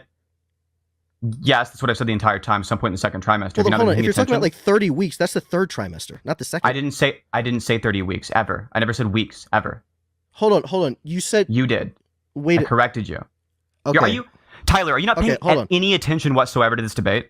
Like, are you playing Minecraft in the background or something? No. Hold on. So, you said 4 months? No. I could have sworn you just said 4 months. You did say 4 months. I mean, unless I'm bugging. I think you said like 4.5 months. Okay. The pregnancy is 9 months long. Every 3-month period, right, is a trimester. Correct? Okay. Yeah, that's fine. Okay. So how many weeks? So that would, if I said, I'm saying 4 months and you're saying that's the third trimester? No, I apologize. So how many weeks? Sure. The week is like, I don't know, call it like fucking 3 times 4. That's going to be like 12 or something. Okay. So 12 weeks. Yeah. So that was my mistake. I misunderstood. That was my mistake. So, okay. So you're saying around this 12-week mark. And why is it exactly at this 12-week mark? Like what happens now? Sure. So it seems like at some point in the second trimester, I'm not sure exactly, or I don't think we have information to know exactly where it is. The brain begins to develop to such a state that we'd call it like a person, right? I'm okay with erring on the side of caution and even drawing it like a little bit before the point where it seems like most evidence lies. That would still mean that the vast majority of abortions would be completely acceptable because almost all of them happen within the first 8 weeks. Like the vast majority of abortions happen within the first 8 weeks. That doesn't really answer my question. Sorry, what question did you ask? You're just saying that the vast majority of it happen like within this time. That's irrelevant to my question. I'm asking you like what exactly happens in this period of time. I did answer your question. You didn't pay attention. I said that what there seems to be in some this period of time. Yeah, I answered your question. Calm down, buddy. I'll tell you the answer, Tyler. I answered your question earlier. No. Stop tone policing. I'll answer your question. What is it within this period of time? What is it within this period of time, right? That now gains you rights. Like why do you have rights then? Remember the part where I said when you asked that question the first time? It seems to be that there's some point along the developmental line in which personal identity is developed and the portion of the brain responsible for that it's developed. I answered that question the first time you asked it that you didn't pay attention to. So how would you measure this? And why is that important? How do you measure personal identity? Yeah. Okay. Well, the ways we seem to have good ways to measure it seem to mostly be based around utilizing the scientific method and sort of like analyzing things that don't have senses of personal identity and things that do. And seeing things that, like, if you remove the prefrontal cortex from them, it seems to be the case that humans lose a sense of personal identity. It seems to be the case that animals that don't have a prefrontal cortex seem to have no personal identity. I don't think there's not like you can't pick up and hold it, right? But you can take a look at the evidence we have and see that there seems to be some cutoff line around the having of the prefrontal cortex.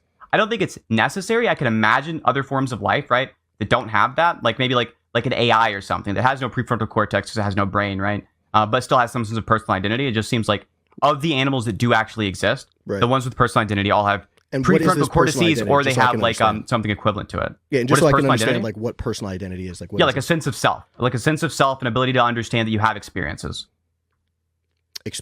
Okay, so if you don't have like a sense of self, so is there like a living person that could not have like some type of personal identity? A living person, yes, they'd be like in a vegetative state or something. Sure, they'd be like biologically living, but their brain would be off.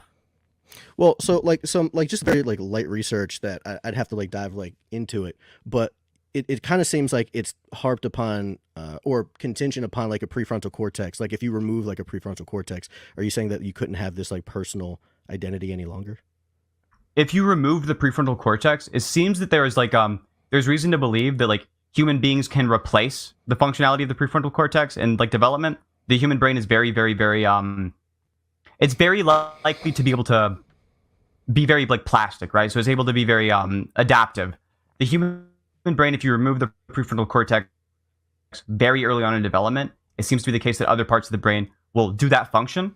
But that evolved the prefrontal cortex seem to, in general, be the animals that have a sense of personal identity. Right, and you're talking about just like impersonal identity is just like the like just being able to have experiences in some way, right? Right. Did we Hello? lose you, Synth? I feel like we lost Synth. Hello. You can hear me, right? Fine. You hear me? Yeah. It seems like you BPF, caught can up. you hear me? Yeah. You're good. Okay. You're good, Tyler. It just seems like Synth kind of faded out there. Go ahead, Synth. I don't think he hears what's going on. Can you hear us, Synth? Yeah, sure. I'm having some really, really bad audio issues. Oh, I hear you now. It's working now. Okay. For a second there, I had like a big audio delay. Can you hear me now? Is my audio coming through? There's a bit of a delay. Can I just disconnect and reconnect or refresh? Absolutely. So what the hell is this, Tyler? If your plan is corporations making money, good, because economy growth, good, imperialism for America, good. This is your position. Got it. I understand it. Okay, this is what you want. It sure is swell when you oversaturate the market with human capital and make sure that the wages of the domestic United States citizen go down and down and down and down, Omar. Everybody here illegally that came illegally or jumped over the border, I want them on a truck and go back to their country. Okay, great. So we'll go ahead and concede that we both want the exact same thing with that. Now let's move back over to legal immigration. Even though your position on this makes no sense based on your position on legal immigration, but why is it that we can't have legal immigrants come in and work? Why do we need to give them citizenship, Omar? Well, we already have that, but an American citizen has the right to bring his family. This is the whole part of the deal. That's not what I asked you. I asked you why it is that people who come into work in the United States need to be given citizenship if the only point that you have of wanting mass migration here is in order to grow the GDP based on their human capital. Who are these people? Give me an example of these people that come into work and we're making them citizens. Give me an example. Who are they? There's millions of them that come in over long periods of time. And what they do is they apply for citizenship, right? Yes. Why can't you apply for citizenship? How do legal immigrants come here, Omar? What are you talking about? Wait. Let me give you an idea. The H-1B visa, they're supposed to work and go back. You understand? Once they finish their work, Silicon Valley, wherever they come to work. Any visa they have, it's a contract with these visas. They cannot become citizens if they don't have no legal statutes. If they don't have no green cards, if you only have a visa that is just to work, an H-1 visa, you're not supposed to become a citizen. And it's not easy. It takes around 7-8 years to become an American citizen. Okay, but we're pumping in 1 million legal immigrants per year. You agree that that's true, right? Yeah. Okay. Why do your justification for that is that you want the economy to grow, right? Yeah, and we got to. Okay, so why don't you just pump in 1 million additional workers a year from foreign nations, and then they can send remittances? Why is there a requirement that we give them citizenship in Omar's worldview? So your issue is with their citizenship. Then we're going back to that. You don't want them to become citizens. Why? I've already told you why. I want the domestic population to be greatly increased. I do not want them to become displaced by massive immigrant waves that come into the United States when we could be producing our own children. It's just kicking down the can down the road, and we're going to have to contend with it at some point.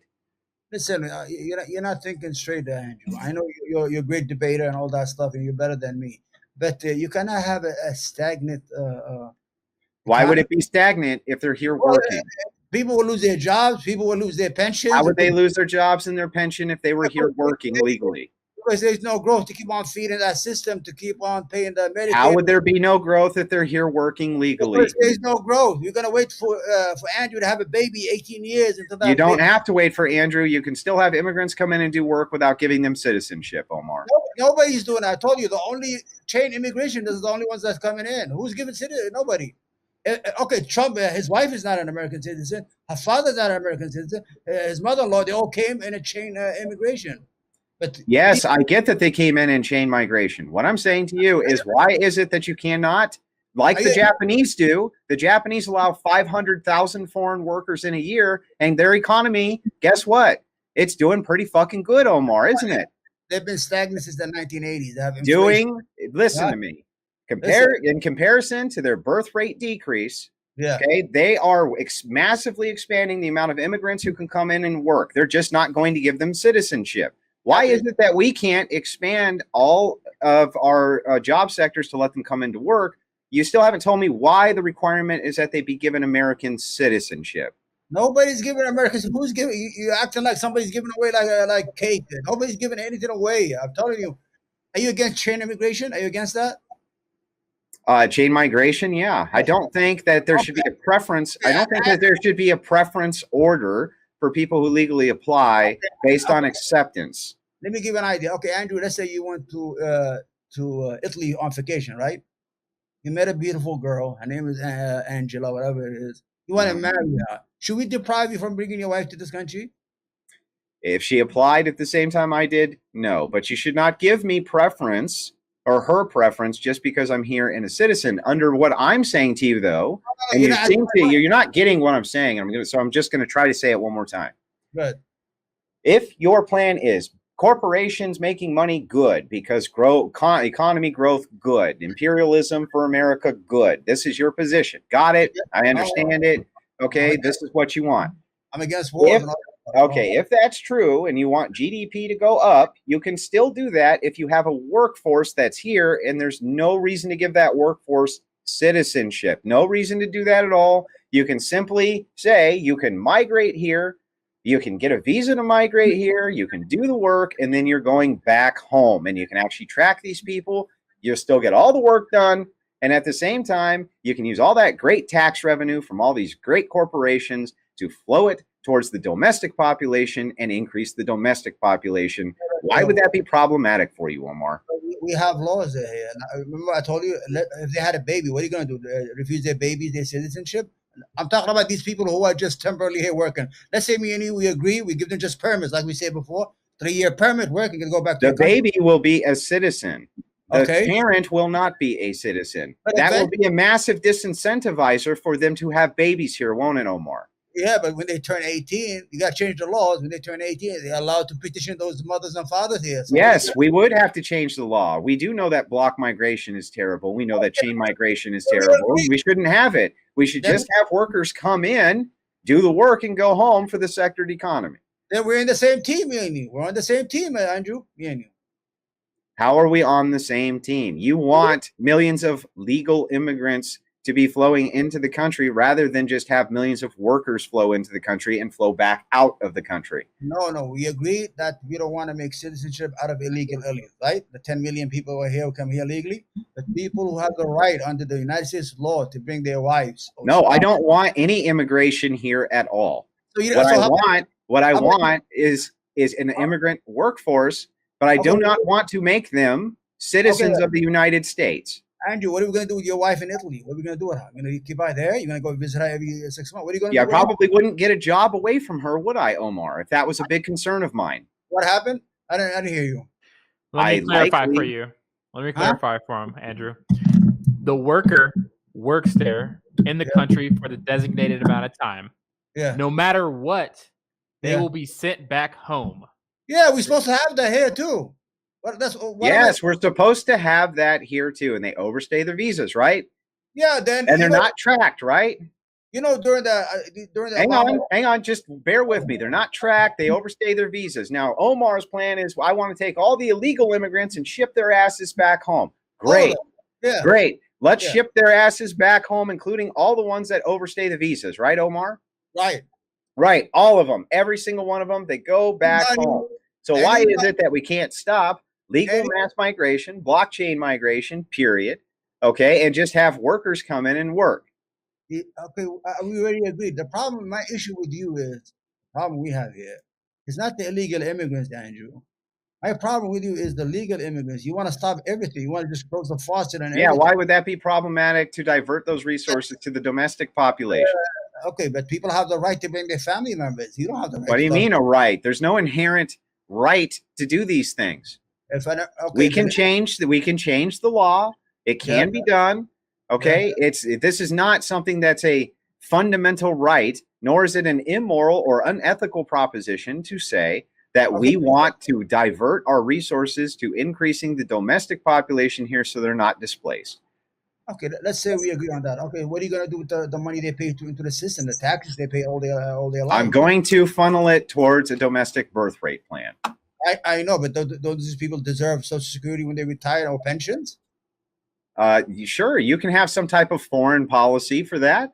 If a person were to stay here for, let's say, 35 years and pay into the Social Security system, and they had an actual lockbox for that money, right, that was separate, I wouldn't care if they paid it out to them down the road. They could take a portion of their money or something like that. Now, the federal government will never do that because they do a pay-as-you-go.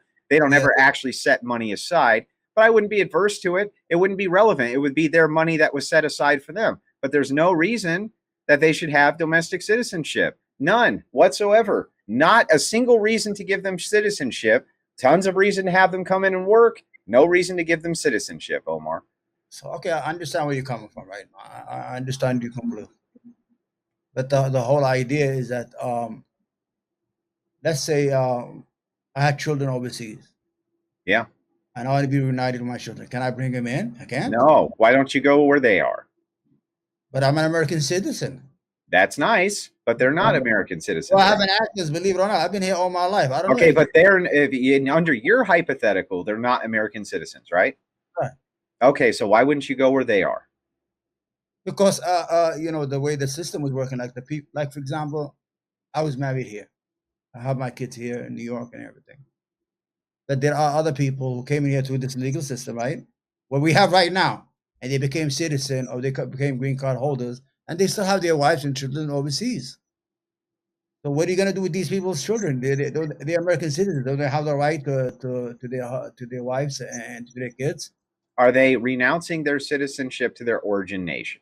Of course, everyone. Do you think I'm American first? What do you think? You think have you renounced your citizenship to your origin nation, or are you a dual citizen? I only have one passport, the United States passport. Okay. Then what about your parents? Did they have dual citizenship? I told you, my grandfather came in 1953. He became Did he have dual citizenship? He had dual. He had dual citizenship. So under this scenario, it would be your grandfather who would have children back home. If your grandfather wanted to have his children back home become American citizens, my answer would be no. And he would have to go to where his children were if he wanted to be with his children. There's no problem here. I know, Andrew, but after the 1965, immigration became easy, so everybody came right away. I don't have to. We're not arguing what is, but what ought, Omar. I know, but I cannot agree with you 100% that we should cut off the faucet. I know they come and work and leave, but I think that American citizens should be able to marry outside and bring their wives in. They should be able to have families and they should be able to have blockchain migration so that we have an endless number of the domestic population, including the weakest among us, completely and totally displaced, so that rich-ass billionaires can continue to gain tons and tons and tons and tons of money off of all of our backs. Thank you for displacing all of our wages, Omar, with mass migration. Sure was nice of you. Now the corporations can get even richer. Our wages can get even lower. It sure is swell when you oversaturate the market with human capital and make sure that the wages of the domestic United States citizen go down and down and down and down, Omar. How many partners would it require for you to be, sort of fulfilled? There's not a number, and I don't have like a craving right now, but just the idea that when I meet somebody, and if there's a spark, there's an interest, that I can flirt and I can explore and I can entertain if I want to, and that he can too. And that maybe like together we can. I don't understand what your like issue is with me being open. If I respect you for being monogamous, I won't hit on you and I won't hit on your future wife. You don't have Well, to why worry would you about take me. issue with? Well, then why are we having the debate at all? If you're concerned with me taking issue with it, I don't understand. I thought we were having the debate because you are like monogamy only, and that my Oh, type yeah. of lifestyle is wrong. So Oh, I want yeah. to know, what is it about my lifestyle that affects you if I'm not trying to fuck you? Well, I mean, a number of things, including the effect of like the dishonesty that is bestowed by definition on the other partner, to where they're basically, so you have this a guy, mainly the guy in the relationship is the one who is given the proposition by the female, hey, let's open up our relationship, and the guy a lot of times is in love, and he's love struck, No, well, and he so doesn't hold want on, to because leave. you're making Go ahead. making claims that you're already wrong. Okay. You think that I approached my fiance to be open, or my boyfriend at the time to be open? Like, why would you make that assumption? Well, most of the time, I believe it's true. How many open relationships do you know, or have you researched? I mean, why do I have to research it? Well, if you're gonna make a claim like most of the time, I assume it's coming you gotta from refute it somewhere then. besides out of your fucking ass. Well, then refute it. He approached me to open. So that's an anecdote. Do you have any other evidence? Besides out of your ass? No. I just know Okay. that what you claimed was wrong in my situation. So I don't understand what I would listen to after that. Yeah, but at the same time, why would you? I mean, I'm sorry. if you so your position basically is it's Everyone fine, do just what they want, what's best for them. And so long as they are consenting adults, the two people in the relationship and anyone thereafter, there's no problem with it. So then what's the point of even having the debate if you're just here saying everybody do what you want? I can do what I want. That because I'm here to debate that I get the right to do what I want, and so do my partners. Well, I'm not saying you don't have the right to do what you want. And I'm just saying it's a net good. It's a positive. Where No, I yeah, think well, I would you definitely would view disagree with me that. as. So Well, I'm waiting for you to disagree with that. what's your definition of like a net good? Where I'm happy and the people around me are happy. The people around you are happy. Okay, Yeah. can you explain a little bit more or expound The on people that? I'm fucking are happy. Oh god. Okay. All right. Wait, what's wrong with that? It's Should I just say sex? it's you can say whatever you want. I don't care. Okay. But in the grand scheme of things, I think it's worse for society. It basically if you're a child in this kind of relationship and the child grows up not really knowing, okay, who is mommy with this week? She's with another guy this week, and she's with another guy this week. It causes confusion and can lead to some real problems down the road. So you're concerned for people with open relationships or polygamy or polyamorous, and they're raising children. Yeah. Big problem. Okay. Listen, in my experience, people who are open in this way probably have stronger communication skills with their partner than monogamy. And so while I believe it can be an obstacle, I think most people in these situations, I don't know, exercise that. Yeah. Communicating and working through really how to raise their child. They probably speak about this and plan this more than a monogamous relationship does. Sure. Well, would you say that it's I guess you would take issue with the fact that I am out here advocating against it and imposing my worldview on other people. Would you not? Yes, I would. But the problem with that is you're out here imposing your worldview on me that I shouldn't impose my worldview No, on I'm other not. people. Yes, you Wait, are. That's why you're here. Hold on. I don't understand. You're going to have to just like take your position. Your position can't be that my position is forcing you against your position. Like whatever word jujitsu you just did, I'm going to need you to reverse that. Okay. Well, I now want right into all- this super chat. Is consensual incest wrong? What? Consensual incest. It's morally neutral. Morally neutral. Gotcha. So you don't think that incest is wrong? I said it's morally neutral. I So personally there's either good or bad. There's not neutral. Yes, there is absolutely No, there is neutral. not. No, there's There not. There's either is. good or bad. Can't Are be A and you- non-A. No, listen, I function in the real world, okay? Things So are do not I. just good or bad. There is gray in most areas, all right? I'm not inclined to tell someone that they are morally reprehensible or morally a saint in this regard. So in my You might be worldview- comfortable, and that's good for you. So it sounds like in your worldview, you don't really have an absolute standard of what's good and bad, and I do. Because I believe in have God. A standard. And Oh, so I what's your don't believe in standard? God. So what's your standard I don't then? believe in God. I believe in my personal happiness, so long as I'm not hurting other people, and that for a majority of the people in this world to be good, as many as possible to be good and healthy and well. So do you believe in like science and like evolution and things like that? I'm just trying to gain an understanding of your. I believe in science. Do you subscribe to the ideology of evolution, or like there's got to be like some I guess way of explaining like how you view the world coming into existence? I don't think about it. I'm not obsessed about like the planet or like what, a meteor theory. Are we talking Sure. about Pangea? I'm just talking about like the Big Bang theory and like just like the beginning of. Let's move it back here, Dad, into alternative lifestyles.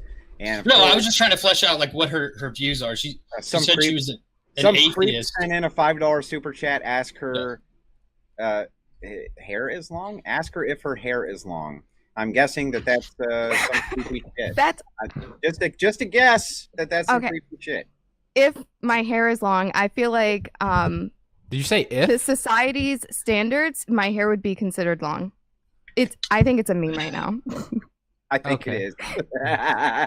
All right. Yeah. So Anyway, go ahead. basically, what I'm saying is, according to my worldview, that God is the ultimate truth and the ultimate standard of morality, and that adultery is wrong, as quoted several times in the scriptures. You don't have another standard of morality to set in place, and so I'm basically challenging on you. How do you know what you're doing is morally right? Because I think about what I do to other people or what people do to me. Like I don't depend on a sky daddy to tell me what is right or wrong. I gauge it for myself. I have my own beliefs and my own morals, and that's what I go by. Sure. So if Hitler had his own, beliefs and morals, that would be okay because that's what he believed. What? So if Adolf Hitler had his own moral beliefs, that would be okay because that's what he believed from himself. Are you really not understanding? I'm actually not following where Hitler comes into play, but I know that dude was crazy. He had like syphilis or something. But he's mentally unwell. So he was just another bag of protoplasm bumping into another bag of protoplasm. What's wrong with that? That he was hateful. And So he was hateful, people? but he was hateful, but at the same time, we're all just bags of protoplasm bumping into other bags of protoplasm. Why is that a wrong thing? If we're all just random processes of the universe. Because he's a bag of protoplasm that killed people? Yeah, but humans in your worldview don't really matter then. They do matter. That's why What? I love them. That's why I want so many of them. So the funny thing is, yeah, They I know matter that you so know much that. to I me. know that you know that, but you don't know why you know that.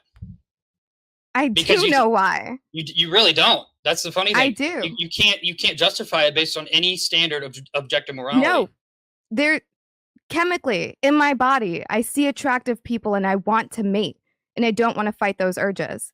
I do understand why I feel this way, Yeah, but and I enjoy it, and I do it in a healthy way with a partner that I've already established who loves me. I love them back, and Sure. everything is consensual, sexy, and fun. So and then- you should try it. Well, no, Uh, I'm not going to impose it to you. I know that you're religious, but I'm that's just fine. letting you I don't know care. You that can say that. That's outside- fine. No, it's but I'm totally just fine. saying, outside of your lifestyle, while it's different from yours, there isn't it's not like a fiery pit of like a burning existence. It's wonderful on this side too. No, it's actually all one world. We all live in the same world, and we all live in the same No, fallen we world. don't live in the same world. Yeah, we 'cause do. you're- We live no. on planet Earth. We go when we drive. We go out on the street. Physically- We drive on the same streets. We fly in the same airplanes. We Listen. do all the same things. So I don't understand. We're on the same Physically- Twitch stream right Yes. now. Yeah. Yes, physically we are in the same place. Mentally, and like the realities that we function in, we are in different places.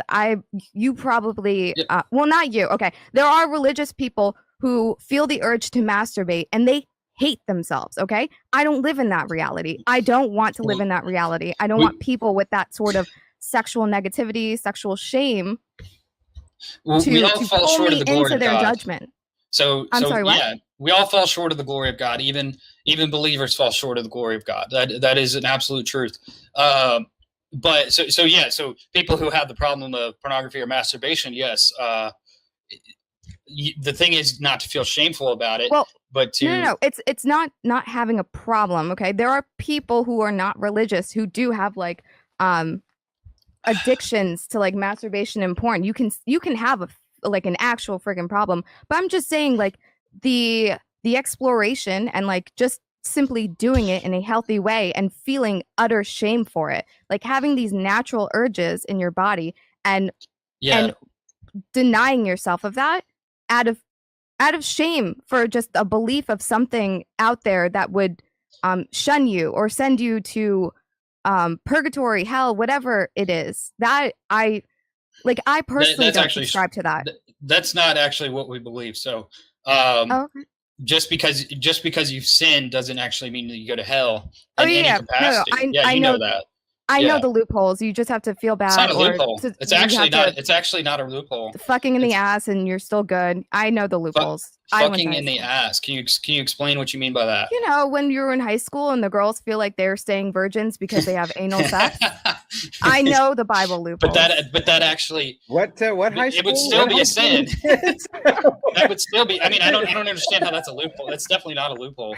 I'm joking. So, yeah, it's funny, but I guess the thing is, you can't really say that my imposition on your position that it's wrong is a bad thing. You can't disagree with it from your worldview because you don't have a higher objective standard of morality.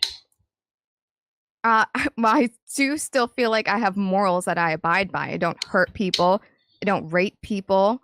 I don't violate people. I don't just because I don't subscribe to a religion or a god does not mean that I myself do not have morals to which I hold myself to.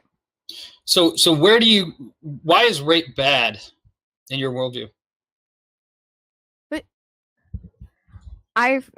come on, do I have to explain why rape is bad? You are in your worldview, there's no reason why rape should be bad.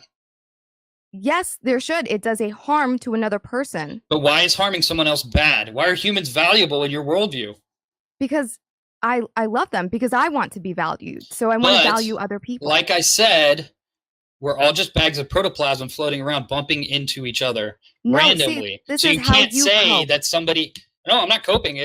No, this is how you cope. No, religion is a form of coping, and while I respect it, it's actually polyamory is no different than a form of coping. Like I said in my opening, you are looking for a purpose by in your this partner, world. so you're seeking other people. If you were truly fulfilled, you wouldn't be seeking another partner. You are looking for a purpose to your life with religion, and it grants you that, and I respect it. And who am I to tell you if you're right or wrong about your God? But I just know that I have no proof that it exists, or he exists, or she exists. Or they exist. Chances are God's a black woman. Let's be real. But okay, I'll grant you that. I have no proof that it exists, so I don't subscribe to it. I'm not going to put myself through suffering or agony, abiding by these rules that have been translated 20 different million times. Okay, well, that's fallacy. Hang on. Because if God's a black woman, then what you just said sounded pretty racist, Sherry. Well, the good news is the internet has a pretty long memory as far as we can tell. So now we have the ability to check power. We have the ability to hold people relatively accountable for the things. We can basically call out corruption in very specific ways. And then my question, parsed with this statement of opportunity, is what is the agenda? So for instance, you're saying that everybody's unanimous on like kind of like woke progressive bullshit. They might be all unanimous on internationalism or globalism. They might be unanimous on global commerce or something like that. Based off of the implications or whatever, what do you think the agenda is? And then is the agenda in and of itself nefarious? And those would be two important questions that I would want to answer. Okay, so a lot to get to there, but again, like I don't disagree with a lot of what you're saying. I think it's making my point. You bring up the Gulf of Tonkin. You're right. Stuff like this happened. The Gulf of Tonkin lied us into the Vietnam War, right? This is another example of why we should criticize and fight back against an out-of-control deep state. Yes, they were so powerful that they got our mainstream media to almost entirely go on to get us involved in a war that didn't benefit our country based on a lie. That's what happened. Let's clamp down on that. So at the time, Americans were probably war sick. They didn't want to go to war. They didn't want to fight a war for a foreign country, and they probably didn't think internationally at all. They're like, where the fuck is Vietnam? Who gives a shit, right? Like that was probably the perspective of the average person, right? But using the Gulf of Tonkin as a catalyst in order to launch the war, we launched, while it might seem foolhardy and destructive and toxic in hindsight, what we were dealing with at the time was an imperialist and expansionist socialist empire that was basically bulldozing country after country after country after country through Southeast Asia and Eastern Europe as well. So Soviet Russia had control of the Eastern Bloc, and then China and a few other communist nations, the Cambodian Khmer come to mind. There were simultaneously revolutions, but also foreign aid and foreign influence coming in to support those socialist revolutions. And it seemed like they were just stomping the shit out of a bunch of territories that were previously like mixed economy capitalist or friendly to us that were no longer friendly to us after they became socialist. So was it not important to launch that war to counter communist and socialist international influence? Well, no, it didn't work, did it? It was a disaster for us at the end of the day. So even if it was with a noble lie for noble intentions, it didn't have the effect of stopping in the way that you're suggesting that we needed to attempt to stop. There were other things we could have done that would have been more effective, as is proven by the fact that the Vietnam War was like, for example, we could have tried to use diplomacy. Like, I'll give you an example of the deep state doing something that had more of an effect that I'm still against, but like giving the Soviet Union their own Vietnam. Right? That's what we did with the Mujahideen, right? That was another example of the deep state. We constantly lied in the US media. The intel agencies and the deep state was lying to the world saying, we have nothing to do with the Mujahideen attacking the Soviets in Afghanistan. But we actually did. We were arming and training them, right? And so that's something, even though I'm against that as well, but that was still less harmful to the United States, something like that. You gotta give me something. You got to give me my deep state cherry pie or whipped cream. You got to give me something. If I can't have my what happened? Internationalist wars, you got to give me my guerrilla warfare, special forces, CIA intrigues. Come on, buddy. I didn't think I would be arguing the Vietnam War was bad tonight. But listen, how did that end up? The Afghanistan situation. Well, we ended up training the Mujahideen, and there was a gentleman that came out of that we ended up training. His name was Osama bin Laden. And Emil Brzezinski. Real quick. Joe Scarborough's wife, Mika Brzezinski, her dad, Emil Brzezinski, was involved in the State Department. And he wrote a book called The Grand Chessboard. He was interviewed in 98, and they said, do you regret training the Mujahideen? Because now it looks like they're extremists and they might do some bad stuff. And he said, did it take down the Soviet Union? So no, I don't regret it at all. And the problem is we see that the deep state through an action leads to another problem that the deep state then needs to be secretive and lie to deal with, which will then lead to another action. So all of this, it's irrelevant to me whether or not these were good or bad decisions when we're discussing that they're basically operating without any accountability. And we constantly hear, for example, things like this. The media is the fourth estate and that it's so important and we need to hold truth to power and we need to inform the American people. But you're giving examples from as far back as the 60s where that's not been the case. The reason that and a second thing real quick, because there is a lot that I want to respond to. You bring up the Epstein thing. I totally agree with you. I agree with you. I think the Epstein thing, though, There's so much on the table that you guys just cannot respond to all of it. It's just not possible. Let him see if he can break down this first point first, and then we'll move over to these other ones. Go ahead. Yeah, sure. Because I don't think we have to get trapped down necessarily into specific historic events and kind of like describe them in their entirety in order to communicate with each other what we're trying to communicate. Sure. Yeah. So for instance, like you said the word the grand chessboard. You brought up the fact that like while we trained the Mujahideen and that might have contributed to terrorism, I don't think we trained specifically Osama bin Laden, but who cares? The point being that like we contributed to this swirl of intrigue in the Middle East and North Africa that ultimately resulted in anti-American resentment that resulted in anti-American terrorist attacks. Okay, that point's well taken. And we're in this continual trudge of action and counteraction of American interest on the global stage. And you said two things. Number one, you said operating without accountability, and number two said like against the interest. So that's kind of what I want to boil down to is, number one, are we actually operating without accountability? And number two, what if you had this grand plot that I agree with you on relatively? The question is, what is the grand plot pushing towards? And is it positive or is it negative? And is it American hegemony? Is it capitalist hegemony? Is it like what is it in your eyes? Because for me, just to kind of give you my answer number one is on the whole, it's positive. Number two, I would say that it's a capitalist hegemony with a mixed economy capitalist hegemony with America at the front as a new Rome. That's the way that I view the current global state of affairs.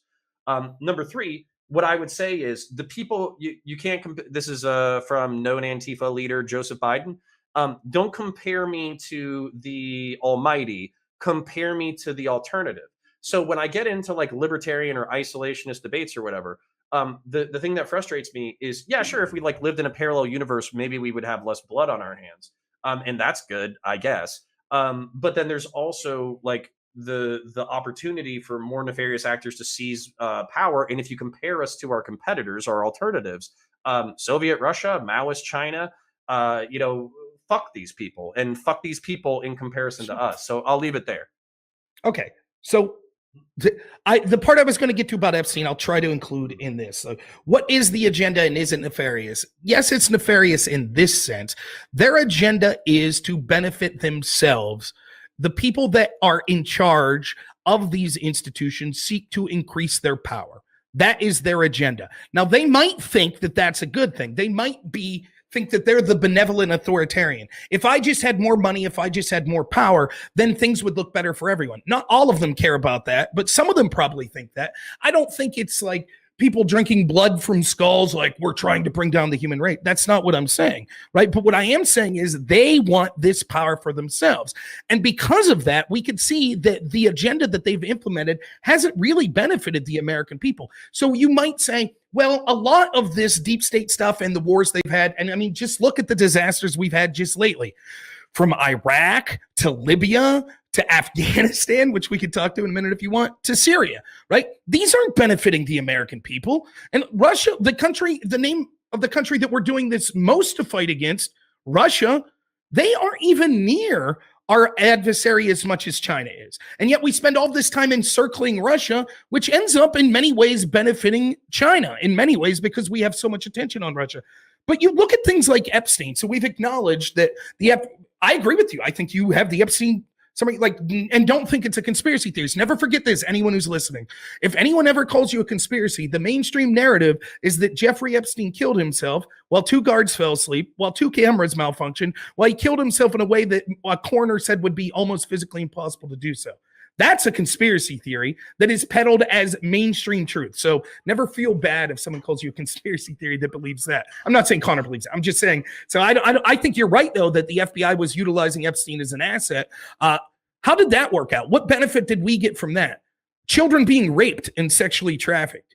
Now, what kind of benevolent organization says, well, it's worth us to ensure that all of these powerful people in the United States and elsewhere are involved in child sex trafficking through an asset of ours because we could use that benevolently in the future? And so that just goes to show that certainly it is nefarious in that sense. They're willing to do the most heinous things to increase their own power. I'd go further. I think the specific agenda is the wiping out of people that are self-sufficient. I don't mean physically like wipe them out as kill them. I mean, they want everyone totally dependent on the government. Some people have reasons to think that that would be better. They think that the government could manage people's lives better than individuals could manage their own lives. But if you come at it from the perspective of me that thinks that the thing that makes life worth living and the thing that made the United States the best country in the history of the world is individual liberty and individual responsibility, which people always forget that second side of the coin, then having unelected bureaucrats that really control your life is one of the most anathema things I could think of. Yeah. Okay. No, this is beautiful. I love this. So, one of the things that you said is increase their own power, and the thing that I'm going to keep submitting is basically like compared to what?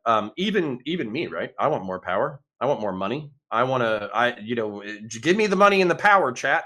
I will make the world a better place. I'm going to pay my bills first, and I'm going to have a decent life. But after that, I'll leverage it into my vision for the world, right? And so basically, like I don't think you're getting rid of that. No matter who you put in power, or no matter what kind of checks you have, anybody who wants to be attracted to power, wants to increase their own personal relevance towards that power, then hasn't really benefited the American people. If we look at a series of factors, whether we're talking about like GDP, lifespan, access to material goods, all that kind of stuff. The American people are at the forefront of like material wealth and opportunity on the planet. And not just that, but our allies are as well. Anybody who participates in the American capitalist mixed economy hegemonic project is infinitely better off than anybody who doesn't. And right now, there's only about like 6 or 7 nations who actually stay outside of that power structure. And you can name them off the top of your head because we talk about them in the media all the time because they're the places that we're going to quote unquote like invade next, basically. Venezuela, Iran, China, North Korea, those are all Russia. Those are all our rivals that we have to demonize because they're not playing nice with our hegemonic project. So that's kind of my thing is like I would kind of caution you to look at the benefits to the American people, and then not just that, I would also caution you to look at the disasters that we've had. Do you feel that the majorities are voting the governments in the right direction most of the time? I actually do think that over time we've seen governments come more and more towards the right directions in many ways. I think one of the ways in which we haven't, despite the fact that we have overall, would be the microcosm of the growing amount of intervention I think that the government has within the market in certain ways. Obviously, regulating certain aspects of the market is important, but I think the government will oftentimes do things like protectionist policies that harm the market overall, not for the sake of the betterment of society overall, but instead for the betterment of the capitalist elite in that country. Do you define yourself as a market socialist? Yes. Oh, yeah. So what does that mean for the audience? Sure. So a market socialist would effectively be somebody who is in favor of some kind of means of making sure that there's democratic control over the means of production, while also making sure this exists within a market. So examples of the types of policies would be social wealth funds, which I think are really good for that, and worker cooperatives, which I think are also very good for that. Now, my ultimate question to you, and it touches down on my initial issue, would be why would market be good in many places that you acknowledge it's good, and it's not good in terms of the selection of CEOs, the selection of the ways in which the stock market works, for example? Why would the market have gone wrong there when it chooses Jeff Bezos as legitimately owning billions of dollars? Sure. So I think the market incentivizes the maximization of profits. I think obviously in many cases this is going to go well. It's going to actually reflect what people want and help to allocate goods efficiently. But in other cases, I think that it incentivizes awful practices, like, for example, the market failure of the existence of advertisement or any other form of like intentional public lying. You have to have some kind of regulation that stops this, some kind of false advertising law. But even then, you still have things like lobbying that'll always exist no matter what under a capitalist system. And you have the ability to still manipulate people and through the fact that you have top-down control over things like the media. So do you take issue with marketing as a whole? Let's say in Canada, for example, the cigarette packs are being labeled as dangerous for human health. Is that the kind of marketing you would agree with? I absolutely have no problem with marketing overall. Okay, but you just said that there was something ridiculous about the state of marketing today. Absolutely. I think that there are Okay, many what aspects is it? well, firstly, I didn't say today. I said the state of marketing overall. I think it's not just today, but also in the past, it's been even worse. I think that if we take a look at, for example, the existence of how marketing works, with the point is, like you mentioned earlier, to convince other people to vote with their dollar for you, not necessarily to convince other people to do what's best for them. And so you think that marketing is inserting false messaging that is not in the interest of the people? Sometimes it is, and sometimes it's not. I think there are cases where informing people about the existence of your product can be very useful, but we both know that if we take a look at the average advertisement, what we're going to see is not like a very like dry, logical. Here is the benefits of our product. Come use this. In fact, it'll do a lot more emotional and sort of pathos type rhetoric to convince people to associate your product with happiness and things like this. I agree that there's lots of harmful stuff and there's lots of anti-natalist propaganda right now, which I would like to see disappear, but I think that the best way to address it is precisely a properly incentivized system and free choice, ultimately. If someone is victim of anti-natalist propaganda, they will not reproduce, and so we're going to improve society because in the next generation, no one will be listening to anti-natalist propaganda. Do you acknowledge that there are evolutionary mechanisms in society? I would acknowledge that there are evolutionary mechanisms, though I think these probably happen over a very long period of time. To address specifically the antinatalism point, I think it's not just antinatalist propaganda that affects the people who are going to die out and who are otherwise going to be unproductive. I think this affects a lot of people and suppresses birth rates. And I think currently it seems like we are experiencing a great decline in birth rates, and the only solution that I see for this is some kind of mechanism or some kind of incentive structure outside of the market to push people towards breeding, because it seems like that just under a market system is something that's going to be generally disincentivized. If we were to ground not in the market, but in the theory of evolution, would you take issue with this? With what aspect of it? Well, if we were to say, all right, there are certain ways in which we can direct society in terms of eugenic or dysgenic effect of our policies, and we will consider this when we do decisions. Do you take issue with considering the theory of evolution as part of policy management? I don't have any issue necessarily with considering the fact that genes exist and the fact that genes can influence people's behavior as part of policy decisions. I think oftentimes people use eugenics in a very loose way to describe sort of any policy in which you're involving genetics, and I don't really think that's what eugenics is. Okay, because one of the things you mentioned is that evolution was slow, but I find it extremely fast and exponential in nature. If you just make 0.2 babies more than some other group, it doesn't take much generations. Within 20 generations, you can totally revert from being a minority in your nation to being a majority. And so evolution is quite fast, and it happens every generation at every time. Most of the time the differences are low enough that the effect is not measurable under a single generation, but it can totally change the direction of society over acceptable periods of time, like centuries. So what I'm actually curious about then, under the existing structure of most capitalist countries, we see a correlation between higher amounts of income and a lower birth rate. What do you think explains that? I think that the genes have not evolved to handle the current level of comfort. And what happens is that the genes were looking for the kind of struggle for living and struggle for survival. And they don't know what to do when faced with the current environment, which gives so much food to everyone that even a poor today is living kind of a decent life. So what will happen, I believe, is that the shock of the industrialization of society will come to pass, will have its effects on the gene. And there may be signals in modern society, and I include in this anti-natalist propaganda, also the birth pill being available, abortions being available, when all of these things, and perhaps just being rich, just wealth, and just access to all these things, once all these things have had their evolutionary effect on human genes, what we will find ourselves in 500 years down the line is that we will have people who are capable of handling being wealthy and making lots of babies. But we have to let the evolutionary time pass to see it. Synth, hold that thought for just a second. I'm sorry. We had a super chat come in for Synth. Who deserves to have more money, Synth? Sure. So the people who deserve to have the most money in society are the ones who are being the most productive on an individual level. I think what this does, making sure that you have some kind of isolation, gives you a very simple incentive structure. It also makes sure that it doesn't run amok. And JF, is there historic evidence that you can keep capital from working with the state and growing it?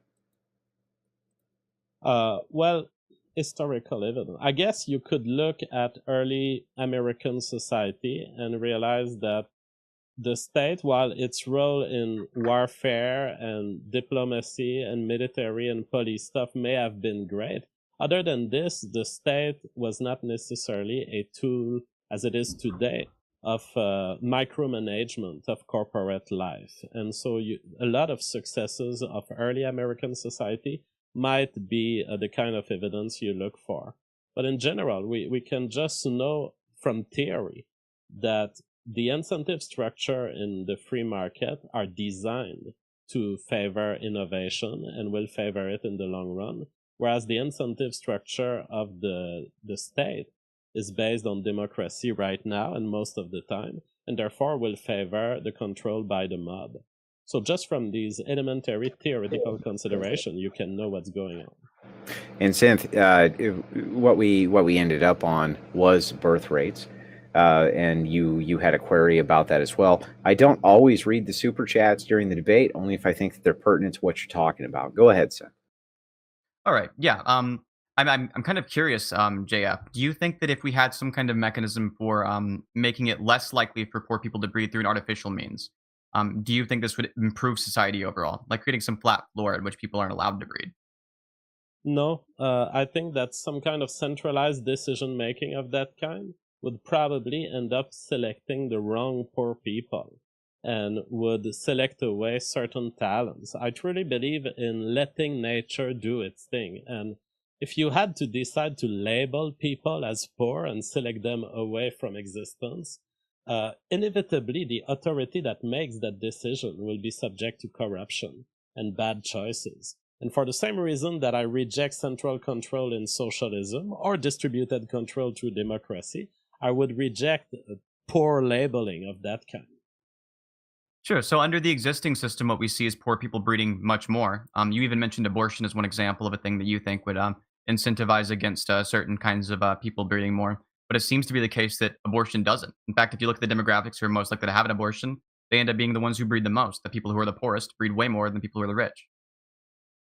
Well, all I'm merely mentioning about abortion is that its availability changes the game of decision making and changes the environment that genes are faced with. Now, as far as poor people and whether they breed more, yes, they breed more right now. And it's not an issue with me. As long as I think that part of why they breed more is an issue, which is that there's social welfare already existing in our society.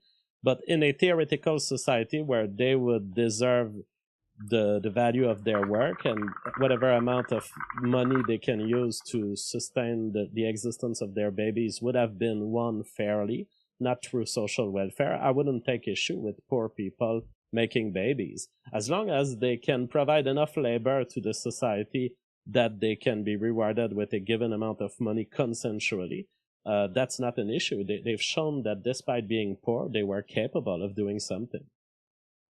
So it's interesting you mentioned welfare causing people to breed more. Is this something you actually believe? Yeah, I think the kind of social welfare we have in Canada and which you've been adopting in the US recently, such as child welfare, essentially child checks to the parents, definitely helps people have bigger families. Whether they will use it is an individual question, but overall it's an incentive at baby making. So it's strange that you portray welfare as an incentive for baby making, given that people who are on welfare, even if you control for the the initial conditions they would be in are less likely to breed on average. Well, I would have to check your data on this, but I'm not making the case that they breed more than the rest of society. I'm making the case that in a society that didn't help them, they have more babies than the theoretical society in which we didn't send them child checks. That's actually the Because exact in point I'm addressing. Well, the counterfactual I'm presenting is as follows. A lot of people that we help right now on social welfare would die otherwise. If they would die, they wouldn't have babies. If they're alive, there's a chance they have babies. So it doesn't matter really how many babies they have. The simple fact that they're alive and that they have a shot at it is providing more possibilities for baby making than they would have otherwise. Okay, so if it's the case that you think that a lot of them would die otherwise, what percentage of them do you think would die? Do you think it's the majority even? It's a good question. It depends on the kind of cutthroat environment we were to live in. If we were a developed society, they may benefit from a kind of natural social welfare. The simple fact that there are grocery stores around, for example, might help them survive even with little money. But if it was a true cutthroat world where you have to handle all of the health issues that you may face, that you are on your own, that you have to pay for everything you need, perhaps a large percentage of current society might die without the current state. Christians are some of the most pathetic people I've ever seen in my whole life. Growing up, I never imagined that Christians would become so weak, because Christians in the good old days, when boys were boys and men were men, they had no fear because they had love, the love of God, and they understood the order of God. They understood that men need to lead the way, and they would get involved in government. I remember Jerry Falwell and all those guys, they used to fight for the country. They got involved in the fight, and they were not afraid of the name calling or the rumors and things like that. So they fought back. But when they expired, all that disappeared. And now we only have so-called Christian in government and in our churches, in different churches, who are just doing a song and a dance, but they have no power, they have no authority, they have no love, and as a result, we're losing the country. Christians are pathetic, because if they were not, America would be, it would be amazing today. It would be better than 100 years ago or whatever, right? Because the power comes from God, and because the devil has no power, he has fear and doubt and worry. And so the Christians today have allowed the secular world to take over the churches. Women are becoming preachers and pastors and priests and all that crap. The Christian world is acting just like the secular world, because they truly don't believe in God. They just have a false image of themselves about God, but they don't know him.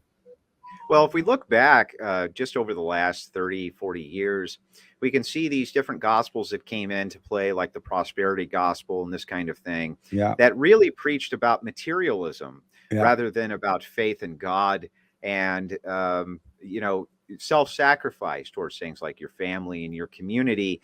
It was more of a ask God what you want and he'll give you whatever you want, whatever the materialism is.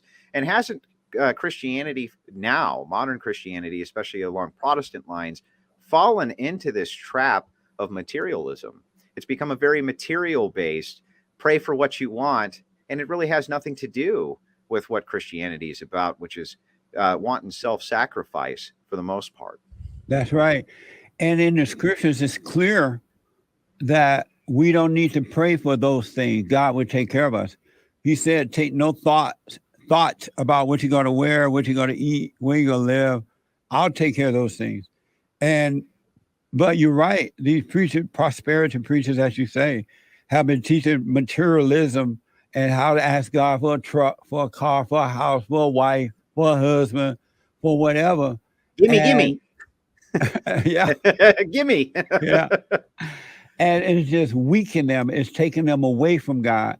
That's why I encourage all human beings to get on that straight and narrow path themselves, to know thyself, so that they can see the right way to go, because you're not supposed to have another physical leader anyway. God should only be your leader, to love him with all your heart, all your soul, all your might, along with nothing else. You must love him more than you love yourself, more than you love your children, your wife, your country, or anything. Then he will lead you, and you'll be able to stand and do the right thing, not only for your family, but for your country as well. I've had Christians tell me that you're not supposed to be in government, that Christians are not supposed to participate in government. I'm like, how dumb can you be? That's one of the dumbest things I ever heard of. This country was founded by Christians, right? And our laws of the land came from the scriptures. They came from Christianity.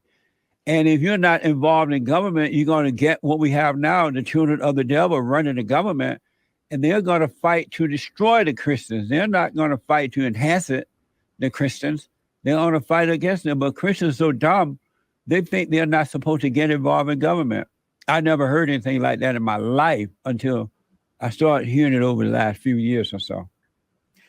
Well, it's very subversive, isn't it? As I've been looking into the subversive elements that go into these various church groups, I've actually found on things like LGBTQ groups, for instance, that they'll often go into these large mega ministries and offer them bags full of cash as part of their outreach programs in order to train and assist the various pastors and clergy of these churches and how to deal with LGBTQ patrons, often through affirmations, psychological gobbledygook, and this type of thing. Here's a bag of money for doing it as part of their outreach program. Isn't it complete subversion at this point, Jesse? Has the whole thing just been infiltrated from the inside out? It really has. It is a mess. And when I compare America to the time that I was growing up, with what's happening now, it's just hard to believe it. I never imagined that one day that LGBTQ mess would take over Christianity. It just didn't seem like it was possible. We knew not to hate, but we knew not to accept a wrong as a right, but not to hate, right? And I never imagined that it would come to this.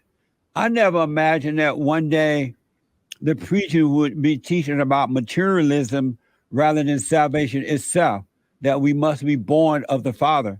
And all human beings, male or female, it doesn't matter the color, how rich or poor, every person who is born must be born of the Father. They are born of the woman, right? All who are born of the woman are dying, and those who are born of God are living.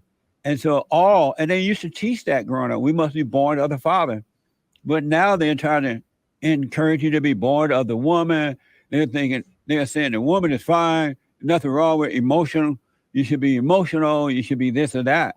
I never imagined that would be taught in a church anywhere. I never imagined that radical Black Lives Matter and others could go to a church and promote what they're doing. And people go, Black Power, Black Lives Matter, all that kind of crap, right? It's the darndest thing I ever seen in my life. I just didn't, when you're growing up, when I was in the good old days, you just didn't walk around thinking, well, one day we're just not going to have America. One day the church would be no different than the secular society. One day women are going to take over the churches.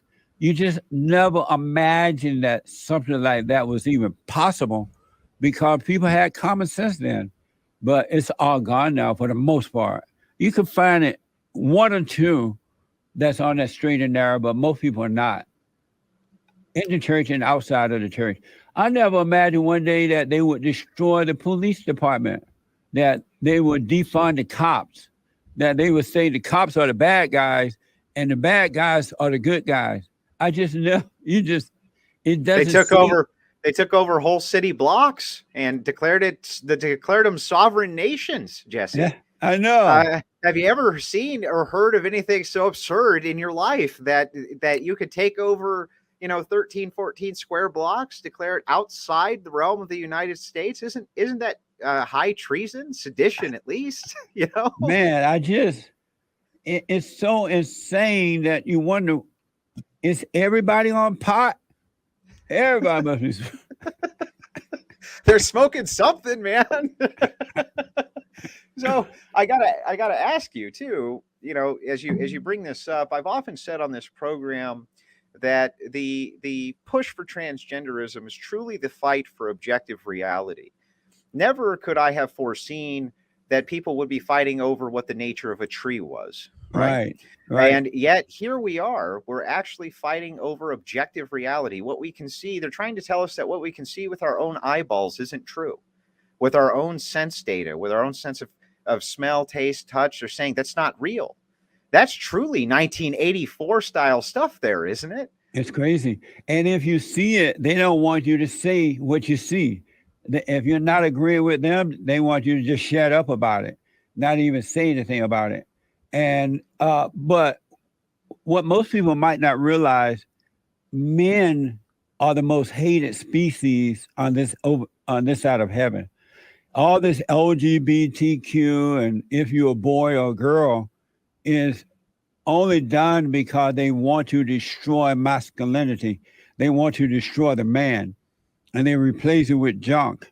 What men don't realize is that men are sons of God. They may be weak beta males for now because they have been turned away from their fathers, but men are sons of God. They are the light of the world, and they represent God. And the enemy of God hate that. He hate anything that represents good, represent God. And so if they can take the fathers out of the home, they can degrade and embarrass and weaken the man. They could destroy him, put it out to light. It's about that. That's why men are so under attack. That's why they'd rather for you to be a drag queen male than a real man, because a drag queen man is weak. There's nothing he can do. He's been destroyed already. But it's all about destroying men and replacing it with the image of the devil, right? And so the God above is the man's God, and the God below is the woman's God. And so the hell come through the woman to destroy the children. And it's not, she can't help it. It's not her nature, it's the devil nature that made a home in her. And so women and drag queens and lesbian, they're all being used to destroy the image of God. Why do you think they went after Donald Trump and still going after him so hard? Because Donald Trump was a perfect example of masculinity, and they hated that. They couldn't control him. They couldn't put fear in him. He didn't care what you thought about him or said about him. And men in the good old days were that way. They were not soft, and they were not easily provoked to anger. They didn't care what you thought or said about them. And men today are being trained to be that way.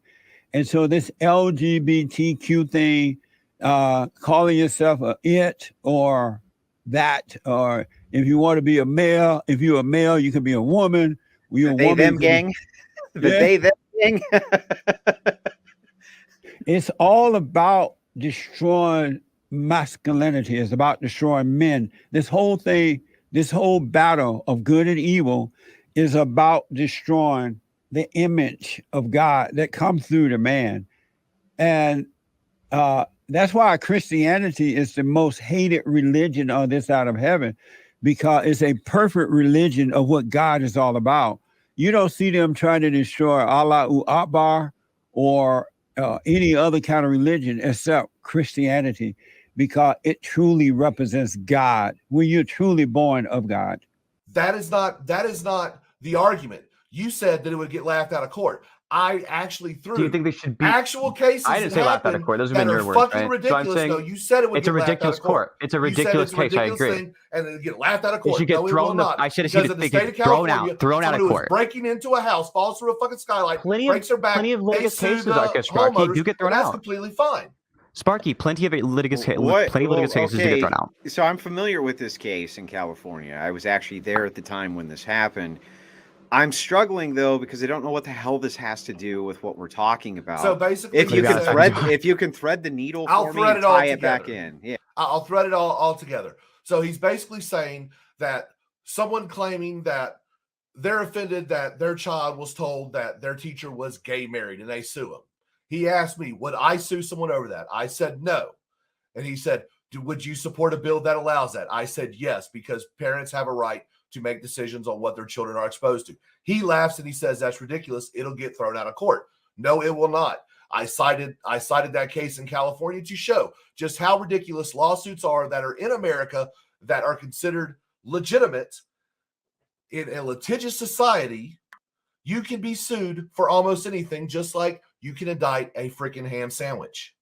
Do you support those laws, Sparky? Because if not, then it doesn't make sense to apply it here, right? I support the ability of a parent to choose what their children are exposed to at all times. Homeschool them. Yeah, but that's public. So I want to be fair, but this seems like a diversion. So since I asked this, I've got it now 4 times. If these laws are absurd in your eyes, he's asking you, do you support these laws even though they're absurd? You do. This law is not absurd in any way. No, not this law. He's saying he's trying to draw the comparison. If you support, he's not doing a good job. Yeah, if you think that these laws over here are absurd, right? Do you support them? Yes. And you do. Okay. Yes. I support no absurd because laws. It is the will of the people. That's where we diverge. Like it or not, it is the will of the people. Teachers are public servants. They work at the will of the people because they are in their entire job, their entire existence is to do what? Teach the curriculum, which is approved by the State Board of Education, who are what? Elected by the people. You see where I'm getting there? Oh, you think that we're saying the will of the people. Aren't most people under agreement the society's too happy? No, actually it isn't. If you can cite a poll that shows that, I'd love to see it because I don't believe that exists. I can find. I'm sure, right, that the average person, right, is thinks the society is too happy. If you ask the average person, they think of cases that are like overly litigious all the time. Even you, Sparky, think that we're too litigious, right? Yeah, I do. I do think that we're too litigious. Yes, but the deal is these politicians keep on getting reelected, so therefore it must be the will of the people that this litigious society is exactly what they want. You think the politicians always represent the people? They never do things that the people just don't like? Well, that is their job, and that's what we elect them to do. If they don't do it, you should vote them out. You should, right? But it's really hard to vote them out if you've got no real candidates that oppose them, right? There's always real candidates. Are they what you would be not ones that you ever vote see for? Right. When it comes to the primaries, right, this is too off topic. In the case of the average person, I think we can all probably understand the average person thinks society is too litigious. It's not the will of the people here, right? So in the case of the specific argument given, right, the idea that the average person is going to think it's reasonable to, or that you should be allowed to sue somebody if they mention to their classroom that they got married and who they married, right? Like saying I married my wife or something over the weekend. Right, the average person they're not going to think it's okay. They're going to think that's a stupid thing to sue somebody over, and you shouldn't sue it. You think this, Sparky. Everyone in this panel, I guess not this panel. I guess in this debate, both of us think this. I'm assuming, right? Probably pretty on point that Andrew also thinks the society's too happy, right? I don't think it's the case that society's like fine with the rate of lawsuits. I think if you're disregarding the parents and their will, what they want in their children, I believe that they should be able to sue to their heart's content. You should probably be homeschooling then. If you think that your school system, because if your tax dollars, if your tax dollars are going towards that public education, why should that individual be shunned from public education just because they disagree? My tax dollars go to roads, aircraft park. You don't choose what the asphalt is made of. You don't pay any land taxes. That's fair. You're a renter, dude. I don't pay land taxes, but I do pay taxes. You do not pay property taxes, so your taxes don't go to any schools. Hate to break it to you, guy. Yeah, you caught me. I'm a renter. Yes. So really, but that's a reality we live in. Property taxes go to pay for public schools. The people are the ones who determine if the curriculum is fine. I said I pay taxes, right? I don't decide what those taxes go to. Yes, you're right. We all collectively decide that, right? So I don't get to choose the specifics of the asphalt the roads are made of, right? Yes. Okay. So then just because I pay taxes for it doesn't mean that I'm justified in suing the construction company when they use a type of asphalt that I personally don't like, right? If I personally don't like it, that's irrelevant. It's a matter of if it works or not. I don't think you're following the argument. Well, Then you probably should remake it. So yeah, can you restate it? I'll tie it all together for you. Okay, the people who are paying their taxes through property taxes are the people who actually vote for people in the school board. It is the school board, the state's board of education, who determines the curriculum. Teachers are hired to teach the curriculum. That is what they're hired to do. That is it. Do you think they're hired with the idea in mind that if they ever mention to the fact that they just got married over the weekend to their students, they'll get fired? Do you think they think about that when they're getting hired? Actually, they are trained on what is appropriate and inappropriate conversation. Yes, that is. Can you tell me any training that says that you're not allowed to talk about who you married over the weekend? No, they don't say that specifically. They say, of course they don't. Hold on. They say that your private life is your private life. It is not one that you share with the children. It is called a professional relationship. Your job as a teacher is to build a rapport with your students, not to build a relationship with your teachers. What do you think rapport with is? Your students? Rapport is just a general thing. Hey, they know who I am, and this guy will help me out if I need help. They don't need to know everything about your private life. The job of a teacher. I'm not saying they should specify everything. I'm saying it's fine for them to mention that. It's fine for a teacher to mention they got married over the weekend. Simply mention, no one is going to sue, and if they choose, you said they should be able to. Yes, they should be able to. Okay, that's because a problem. It's bad. They are a public servant. They are not. They are there by the will of the people and the will of the people only. You shouldn't be suing people for mentioning that they got married over the weekend. That's ridiculous. I don't know where to go with that. I guess we can. Is there any other part of the bill that you like? Well, so you that think is wasn't particularly even good that you like my to argument talk about? to begin with. The entire argument that I am talking about is actually the professional responsibility of a teacher, and the only reason why people are freaking out about this is because they want to have secret conversations with children. You think that line 97 says anything about it being secret? Huh? Line 97 is nothing about it being secret, right? If it's completely public and out in the air and open. So then line 97 means you get to sue about it. I mean, are you saying there are other parts where they talk about the parents being informed other than the no, one part that I'm calling so to his argument, though, as he's stating it, I just want to make sure I get it clear. I think he's stating that this leaves the room open for there to be secret conversations that parents have no recourse to. That's what is that right, Aircraft Sparky? Yes. For if it's not age appropriate or developmentally appropriate, which means Not literally nothing legally. Okay, so for a junior in high school, there was this I think it was in California where they had a teacher showing graphic porn to juniors in high school. Is that age appropriate? Porn? Mm-hmm. Well, hang on, because I think that it's fine to bring that point up, but can you contextualize it for us? So age appropriate is actually the word that a lot of people are going to focus on. So yes, there are some things that are considered age appropriate and not age appropriate. Anytime in high school, if they are under the age of 18, showing graphic pornography to a child would still not be age appropriate by any means. There are actual legal standards for these things that you don't understand. When you talk about things like ages 4 to 9, when you're talking to a child and the kid says, "Hey, I don't have any power. We haven't had power in 2 days," doesn't necessarily mean that the bills aren't getting paid. There were legal standards I don't understand, Sparky. What are those? Pardon?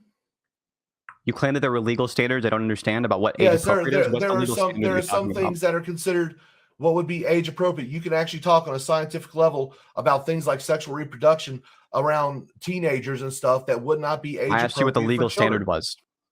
It depends on the state. What? Go ahead. I'll say for your state. I don't know which state you're in. You don't have to dox yourself, but just what are the standards in your state? I'm in Oklahoma. In the state. Okay. What are the standards for that in your state? They they don't actually talk about sexual reproduction in humans till around 7th grade. What is age appropriate in the court of law in the case of Oklahoma? So in the state of Oklahoma, when you're talking about sexual reproduction in humans for 7th grade, what is the legal definition of age appropriate in Oklahoma? There are different levels of what is considered age appropriate, considered on the age of the students. So there Okay. are different So- standards. There are not a blanket standard. What is the across board. definition legally? What can I look up to find the definition in Oklahoma for age appropriate legally? What is the legal definition of that term? Is you Let me just go to the swap State swap Board of tabs or something? Education. Let me just go to the State Board of Education. I'll just You find all illuminated that white. because I thought I didn't understand it though, so you should know it offhand, right? no. I don't. I Fine to don't Google if you have want. the State Board of Education's everything memorized. I taught history for Christ's sakes. That's It's so not like true. I which was is, a health I guess, a reason why you should not I like try remember the to make curriculum jabs that on me, I like was- not I was understanding the teaching. legality. But I'm sitting there going, you are not understanding that children have different comprehension levels. And no, a 4-year-old, a 6-year-old will not understand that the power is off because of bills, or it could just be there was a blackout, there was a transformer that blew. Okay. Those children don't know that. So yes, the teacher would contact the parents in that situation. Now, if they said, hey, I'm having trouble paying my bills, okay, maybe then you would elevate that. But the teacher's job is not to throw everything at the counselor immediately. If there's a reasonable suspicion of abuse, that is when you bring it to the counselor. That's when you bring it to the administration. That's when you bring it to CPS. Not before then. You talk to the child and you deal with that on a case-by-case basis. So and you've some children, we some kind of children went you down even the you said this earlier. We went down this line and we got at the age appropriate point, right? We already went over this. We moved to the age appropriate position. You said that there's a legal qualification for age appropriate that me, Synth, doesn't understand, right? The Sparky does, right? Then you had to Google it or whatever. If you want to give me that definition, could you? Just in Oklahoma. It doesn't have to be across the entire U.S. Just what does it mean in Dude, Oklahoma? age appropriate, it literally what it says. What is the appropriate content for Okay. someone at that specific age? Uh-huh. But The legal, what is the legal definition of it? The legal definition, the de facto fucking yeah, dude. Do you have case precedent you could appeal to without like I'm sure it is. No, I don't need case precedent because I'm a fucking adult that understands words. You have to have some kind of like legal definition. You're saying there's a legal definition for this that I don't understand, right? So I'm just asking what it is. So there is a legal understanding of what age appropriate is. It varies from state to state. What is it in that state? Your state, Oklahoma. Here in the great state of Oklahoma, it is what is appropriate for the child at that age. It's what is appropriate. What do you know is appropriate for a child at that What age? is You're just moving the words around. commonly appropriate for a child at that age? This is like a circular definition. Yeah, I know, isn't it? That's The a deal problem, is- Smarky. That's not the legal definition. Okay, so what's the legal definition? It's certainly not that because it's circular. Oh yeah, come on. There isn't one in Oklahoma. You There made that isn't up. one. You made that up. Yeah. There's no legal definition. There are standards. There are standards for fucking everything, man. Cite me them. Cite me the case precedent you're basing it off of. Oklahoma. What did you link me? So age appropriate over an adult. Developmental appropriate means activities or items that are generally accepted as suitable for children for the same age or maturity level that are determined to be developed appropriate as child based on development cognitive, emotional, physical, and behavioral capabilities that are typical for an age or age group. Yes, that is actually the legal definition as per the state of Oklahoma. Did you? So when you said that I didn't know that, you didn't know it either. I'm guessing, right? No, I have a common understanding of what words mean. Okay. I don't have to make new terms up for everything. That's all good. There's not Rob, what were you nuance in saying? everything. Well, wait, hang on, back up. But you did pull it up just now, right? Yeah. Okay. Brought it up for That's what his ask is. That's been linked down in the super chat. But to see so many stories of people who have seen the miraculous and still that's not good enough, to me, isn't that a good argument against the atheist mind that says, why doesn't God show himself? And to me, I always think to myself, well, if he did, would you even believe it? We know that Christianity itself has become perverse anymore, especially inside the United States. Many people follow a doctrine that's not, it's not only heretical, but it's incoherent, right? A lot of the doctrines that I found that people will follow now, they don't even make sense. You try to ask them about it, see if they can kind of tell you what it's about, this type of thing, and they really can't. They run into all types of logical roadblocks and this type of thing. When you're talking about demonic doctrine, if you were to take the Bible and chop it up into 100,000 small churches where everybody had their own version and could do whatever they wanted, wouldn't that in and of itself kind of be a demonic doctrine? Well, yeah, Saint Justine Popovich in his book, The Orthodox Faith and Ecumenism, or The Orthodox Church and Ecumenism, and his critique of humanism, right? and he's not just talking about like Renaissance humanism. He actually says that the West is steeped in humanism, that nihilism is the result of this humanist philosophy. And he says that there are three principal falls. He says there's the fall of Adam, there's the fall of the Pope, and then I think after that it was the fall of Adam, the fall of Judas, and the Pope. Right. So what he sees in the papacy is a humanist organization, man being the measure of all things, man, a single man being elevated to the head of the church. Right. Christ can't have a church that's his body. Christ is no longer with us. We need his vicar. We need the vicar of Christ, the Pope, to tell us what the true doctrine is, to tell us what is real. Right. And he says that papism is one of the major falls of man, but then he also says that Protestantism is basically just a decentralized papism where every man in Protestantism becomes a little pope. So papism is humanism, Protestantism is this atomized individualistic papism where everybody is their own pope, which this is elevating man to the status of the God man is his argument in that book. So Saint Justin Popovich, or Saint Justin Popovich, a great Serbian saint, and he was actually a Dostoevsky scholar as well, which I find fascinating. Yeah, and I think to a degree, Western Christianity doesn't have theosis. So, the divinization of man has always been the pursuit of spiritual practices. When you look in the ancient period or in the contemporary period, that's what the New Age is interested in. That's what psychedelics are interested in. That's what transhumanism is interested in. That's what the occult's interested in. And so you look at then these two variations of Christianity, of the Western Christianity, Catholicism and Protestantism, both of which have no place for divinization. We just have to stand in the shadow of Jesus's bloody sacrifice. And so what happens? They divinize the leader, they divinize the Pope, they divinize then the pastor or the minister who tells you the message. And so I totally agree with Tristan in regards to the fallenness of Western Christianity. And I think for Orthodoxy, everything hinges on theosis. Everything's about theosis, the energy essence distinction, the church, the Eucharist, everything's about theosis, and that we are divinized through Christ, which then symbolizes the end of all this demonic activity, cannibalism, blood sacrifice, human sacrifice. He represents the ending of that by that world killing him.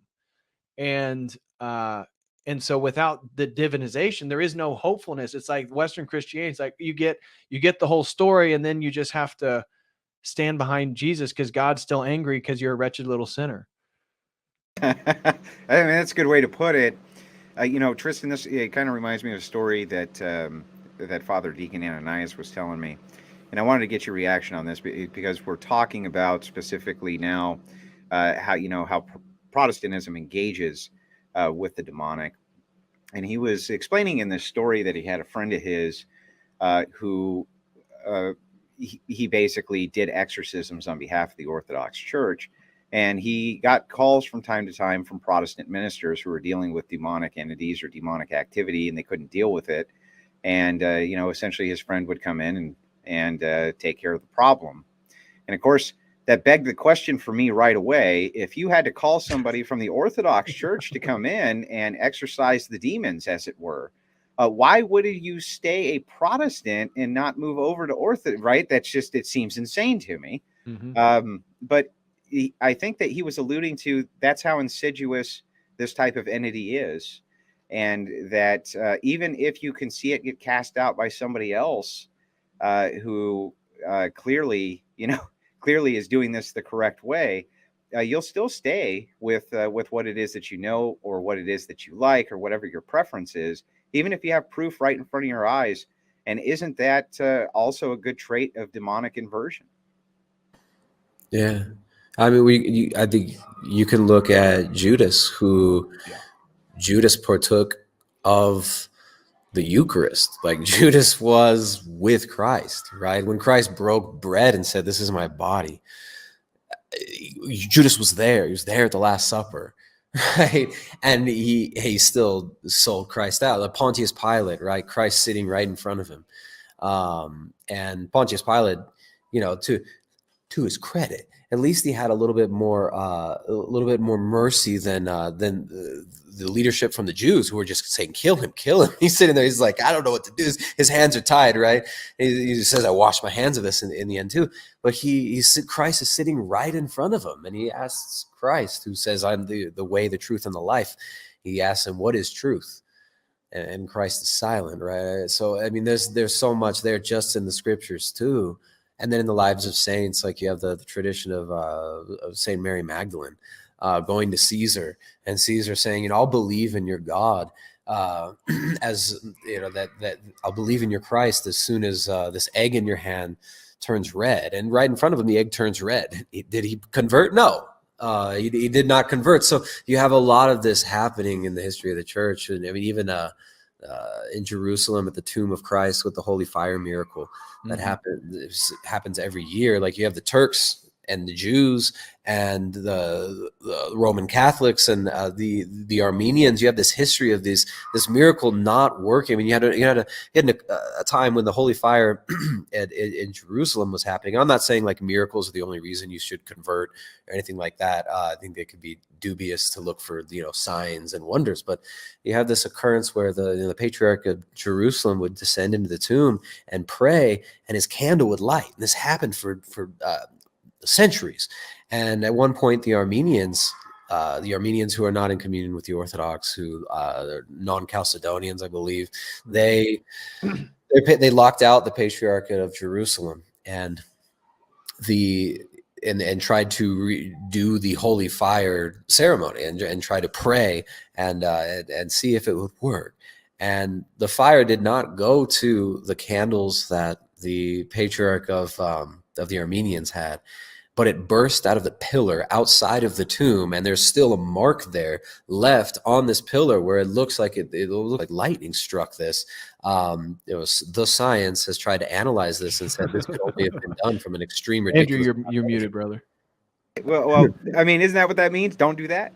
Don't do that. Pretty sure that's right. Don't do that. So those science tried to figure out, how could this massive wound in the side of this like marble pillar have happened? And it looks like it's burned around the edges of this wound. The fire came out of this pillar and lit the candles of the Orthodox Patriarch of Jerusalem, and all the Armenians saw this. Did they convert? No.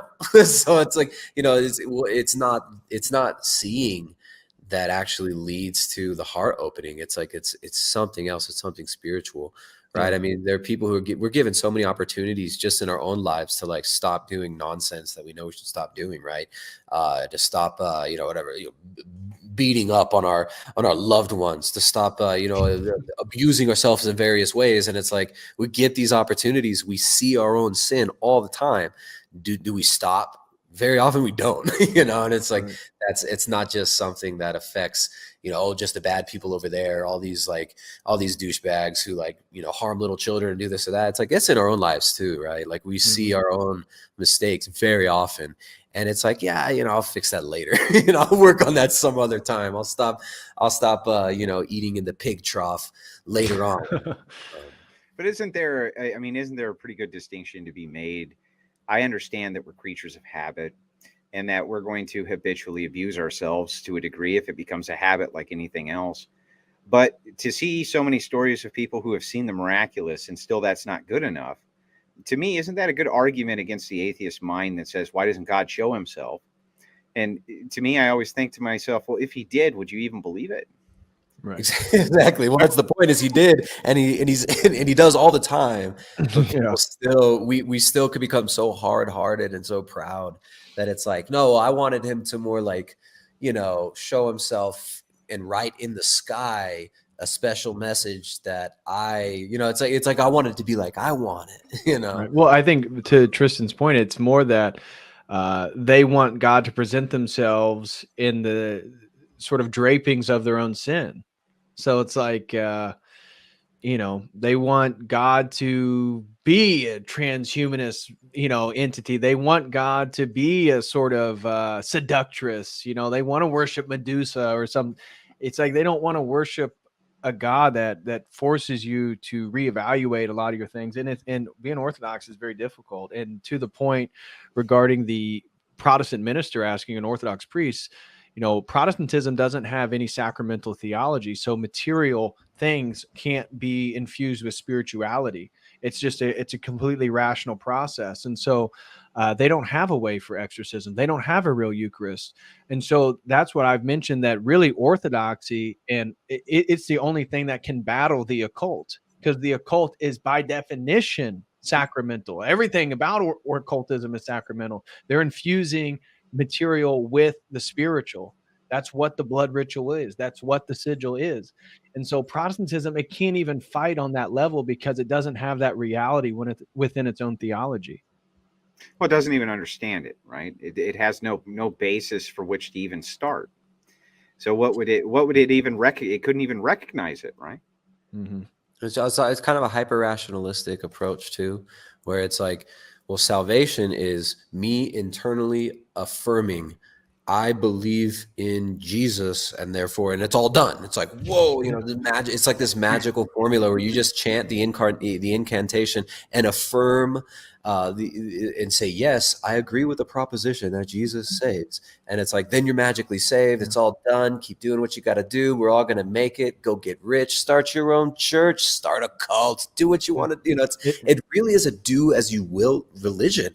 And this is what, I mean, Nietzsche hated Western Christianity. He hated how weak it was. And hated them. Right in his assessment of how weak and pussified and incoherent Western Christianity was, and he, you know, he's German, so he's exposed to Lutheranism. Lutheranism. He's exposed to the hyper rationality of Roman Catholicism, and he's exposed to the hypocrisy of it and how it basically turned into a create your own cult situation. So yes, I think it, and there's something that's seductive about the simplicity of it, right? Yeah. Well, you don't have to do anything. You just got to mentally affirm this magic formula real quick, and then you're good. We all made it. And I think, you know, to become, you know, to really, the concept of theosis and the concept of like uniting to Christ, the body of Christ, is something that's so much more deep and profound. And it's something that you have to work for. Right. And it's like this obsession of works versus faith. You don't see that dialectical tension in Orthodox theology when you read the church fathers. There's no difference between faith and works. When you read in the Bible, right, it's, you know, through faith, Abraham, I forget the exact way it goes. I think it's in Hebrews. So it's like Hebrews 11. And it's this whole list of, you know, by faith, all the actions that are done. And faith is an action, right? Faith is a living ontological relationship with the person of God, with Christ.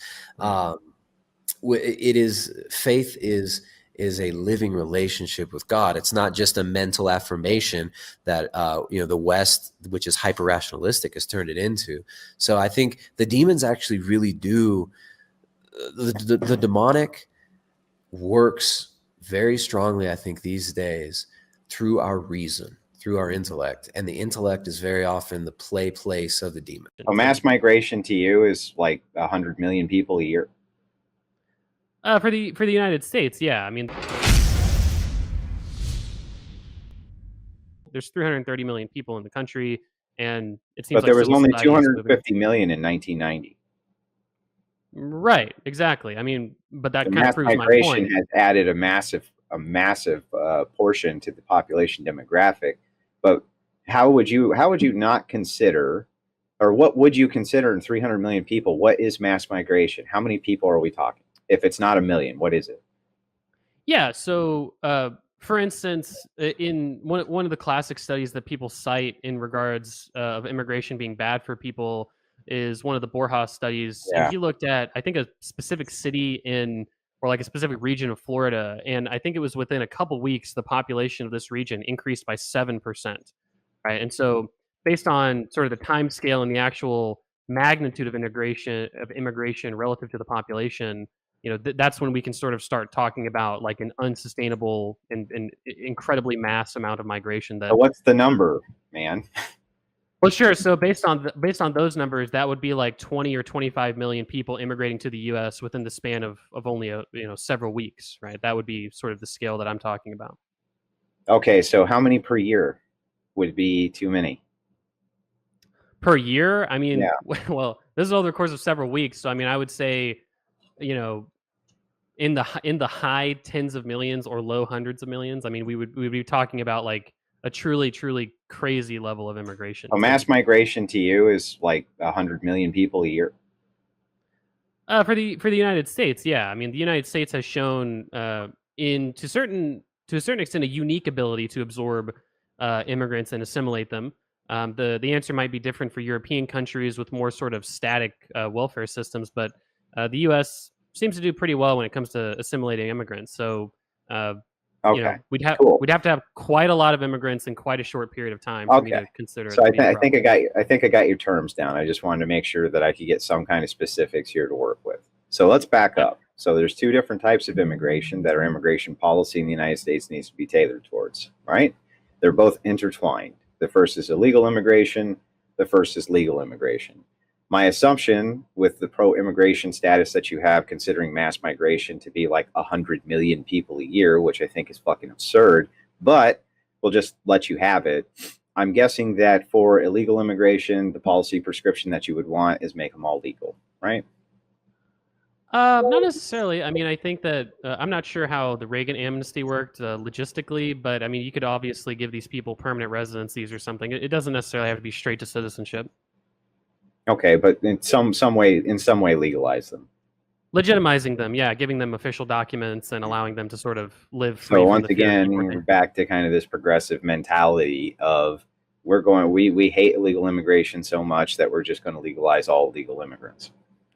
Well, I think it's not necessarily quite so stark, right? So, for instance, you can have different reasons for not liking illegal immigrants or illegal immigration. So, like a right wing reason for hating illegal immigration might be that they're not following the law. They're not. They didn't. They skipped in line or like whatever the typical talking Why would points that might not be. be a left wing position? That's bizarre.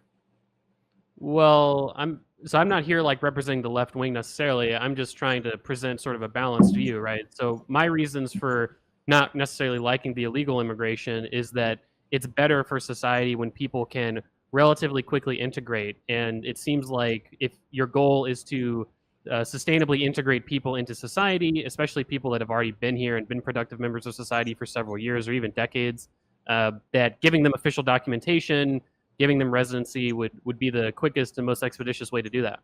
I see. So all of these things that you're talking about are very vague generalizations, right? You vaguely say, look, if these people are here and they're already living productive lives and everything's just going smoothly, I don't see any big problem with giving them. And I think that that's a red herring. So let's talk about this in real time. Illegal immigrants bring over hundreds and hundreds of millions of dollars worth of dangerous drugs into the United States. Would you say that that's true or false? I'd have to see the numbers on it, but nobody's in favor of illegal drugs. Okay, gotcha. And then there's also a human trafficking issue that goes across the border that comes with illegal immigration. Crime syndicates often use illegal immigrants to do their dirty work, all of this type of thing. On top of that, they're breaking the nation's laws and they're skipping in line, which is immoral. There's other people all over the world who are waiting their turn in line. And then if you make an illegal immigrant a legal immigrant, their families get preferential treatment for coming over first. I don't see this as either as a moral system or a sustainable system at all. Why is it that you think it would be better for us to just go ahead and legalize all illegal immigrants who are here, who've already broken the law and living under stolen Social Security numbers, dead people's Social Security numbers, ripping off our tax system, rather than just massively deporting them back to their origin nations for breaking the law and then actually funding border security that works? Yeah, so I'm not going to argue against having like a robust security checkpoint system for the border. You mentioned bringing over, people in regard to human trafficking or bringing over illegal drugs. There's nothing wrong with having, robust security checkpoints and sort of security regarding the border. You know how big the border is, right? Not to be vague, but it's pretty big. Yeah, it's pretty big, right? So the thing is that just having a couple of security checkpoints on main roads isn't going to do it.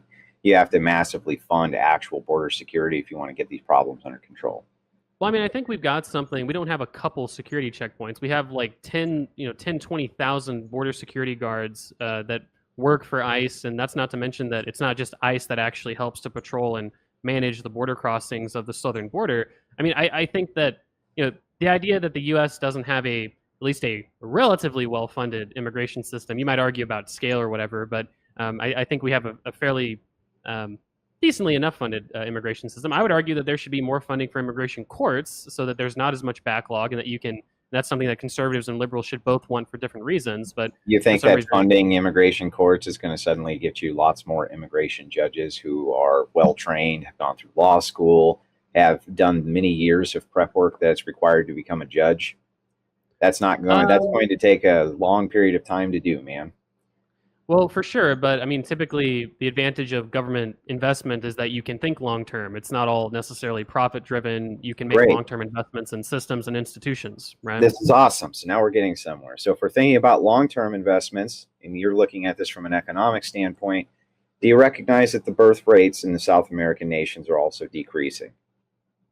Yeah, I think that pretty much across the entire world, I With shouldn't the say exception birth of rates. Africa. With the exception of Africa, the birth rates are drastically dropping. Honestly, I believe I read that even in Africa, birth rates are dropping, but it Some depends parts. on. Sure, maybe some parts. That's true. Maybe like Northern Africa or something like that. But Yeah, actually it is. It's Northern Africa mostly. So yeah, because the it's Arab more nations, developed countries. yeah, Arab nations' birth rates are dropping. The Western nations' birth rates are dropping. South America's birth rates are dropping. So your plan of bringing in an unfettered amount of immigrants via mass migration in order to replace the domestic population is putting a Band-Aid on a gunshot wound. What happens when you no longer have a sustainable birth rate system from countries that are just right next door that you've been bleeding dry for their people, and their birth rates have become stagnant now too? How do you plan on addressing that? Yeah, to be fair, no one's talking about necessarily unfettered immigration. I mean, I think I said even in the opening statement that I'm not for completely open borders or anything like that. It's just a matter of controlling immigration flows to such an extent that you've got the population. You've got the population growth that you need, and you can absorb and assimilate these people, quickly enough. Right. Even So with the that's all I'm saying. clarification, I don't think that it's that my question is invalidated in any way. So No, I was just I was just responding to I think the poor framing of my argument, not for unfettered immigration, to respond directly to your question of, well, how is it necessarily sustainable if birth rates across the world are for the most part dropping, or at least they're going to be dropping at some point as countries develop? The answer is that twofold. One is that capital becomes more efficient over time, and so capital is probably going to replace to a certain extent a lot of the burden of labor that we have currently. Automation. So you're saying automation is the answer? No, not necessarily automation, but just capital efficiency can become a lot better over time. But automation plays certainly a component. Capital's become incredibly, exponentially more efficient over the last 40 years, and so I'm not sure necessarily why that trend. Define what you mean by capital in relation to immigrant labor. What do you mean by capital? Right. So, for instance, like I wouldn't call like Microsoft Excel is not automation. You have to still learn how to do Excel and do a lot of manual things in Excel, but it makes workers a lot more efficient because it does a lot of stuff more efficiently than like a bookkeeper could do on a pen and paper. Right. So that's an example of a non-automated way that capital can increase the efficiency of an economy. But like I said, automation plays a role. The second component that I was going to mention is that even in a world where birth rates are falling to the point that like this isn't going to happen for 200 years, but let's just say every single. It's going to happen within 45 years. What's going to happen within 45 years? That most countries are going to be under replacement levels. Yeah, sure. Most countries, right? But what I'm saying, though, is that there's going to be countries with a surplus of births that are going to have immigrants going abroad. These are typically underdeveloped countries, and typically in underdeveloped countries, there's going to be a bend towards them immigrating towards more highly developed countries because, they want more access of opportunity, basically, right? And so I don't see this as becoming a problem for certainly not in our lifetime, certainly not in our children's lifetimes, Yeah, maybe but not even in our who grandkids' cares lifetimes. if it's not even in our children's lifetimes, right? Even though I greatly disagree with that sentiment that it will be within our children's lifetimes, and it looks like all of the trends are moving in that direction, whether you like to think so or not. This is all very vague, right? So what you're saying to me essentially is, look, BPF, here's the thing. even if we fall below our birth rate threshold all across the world, there's still likely going to be underdeveloped countries that we can just still draw whatever human capital that we need to bring into the United States. You couldn't name for me what those countries are. You have no clue. You're just kind of generally and vaguely saying, I think that one will be available, so everything's fine. Well, I don't think it's unreasonably vague to say that there It's will unreasonably vague. Where are they going to come from, man? We draw mostly from South America right now. When that pool is dried up, where do you want to start pulling them from? Sure. So two things. One is that, again, I think there will be countries with a net birth rate, but even if you don't accept that premise, there will still be countries which ones then? Tell me which ones are going to have the net birth rate. I don't even understand how that's material. I'm just making like it's material because you're saying you're making the affirmative claim that people are just always going to be available as human capital to bring in here, and I'm saying that that's not true. So if you claim that it is, tell me where they're going to be coming from when the population threshold reduces to the point we can't draw from them from the South anymore. Even if that takes 55 years, who gives a shit? That's a drop in the bucket. So that's the second answer to the question, right? Which is where are they going to come from, even in a world where birth rates have fallen below replacement in every single country in the world, right? So they're still going to come from these underdeveloped countries, right? The fact is that which ones? You keep saying that these underdeveloped which underdeveloped countries do you think that they're going to be coming from? Oh, probably from the same countries they're coming from now, mostly in material. I told you that they're mostly coming from South America, and their birth rates are getting below replacement levels as well. One third of Guatemala is already here in the United States. You're going to empty out the other 2/3 of it. That's great. Now we're at, let's say, 700 million people domestically in the United States, and suddenly the birth rate starts to tick off. You have mass die-outs. This is how this works in real time. This is what the UN is predicting is going to happen, in fact. I want to know where the fuck you plan on drawing these people from. Well, no, because, again, you're assuming that when a person... I'm not... Well, I guess it's hard to say what you're assuming here. So what I'm trying to say is that... I'm not assuming any trends, real-time trends. Here's the real-time trend. Since 1800, the birth rate in the United States has dropped like a fucking rock, with the exception of the 50s to 60s. Globally, since 1960, it's been dropping like a rock all over the world. The only Western nation that you would consider a Western nation that even has sustainable birth rates as we speak is Israel. No other one. That's it. Yeah. This same trend is happening in South America, where Mexico's at 2.10. You need to be at least 3, or at least close to 3. And that's continuing to drop every year as well. Most of our immigration comes from south of the border. So when you say these vagaries, like I'm sure that there's just absolutely going to be some underdeveloped country somewhere that we can just continue to draw a pool of human capital from, I want to know where the fuck that is, right? That seems reasonable to me. But, well, I bet those glasses make you see better.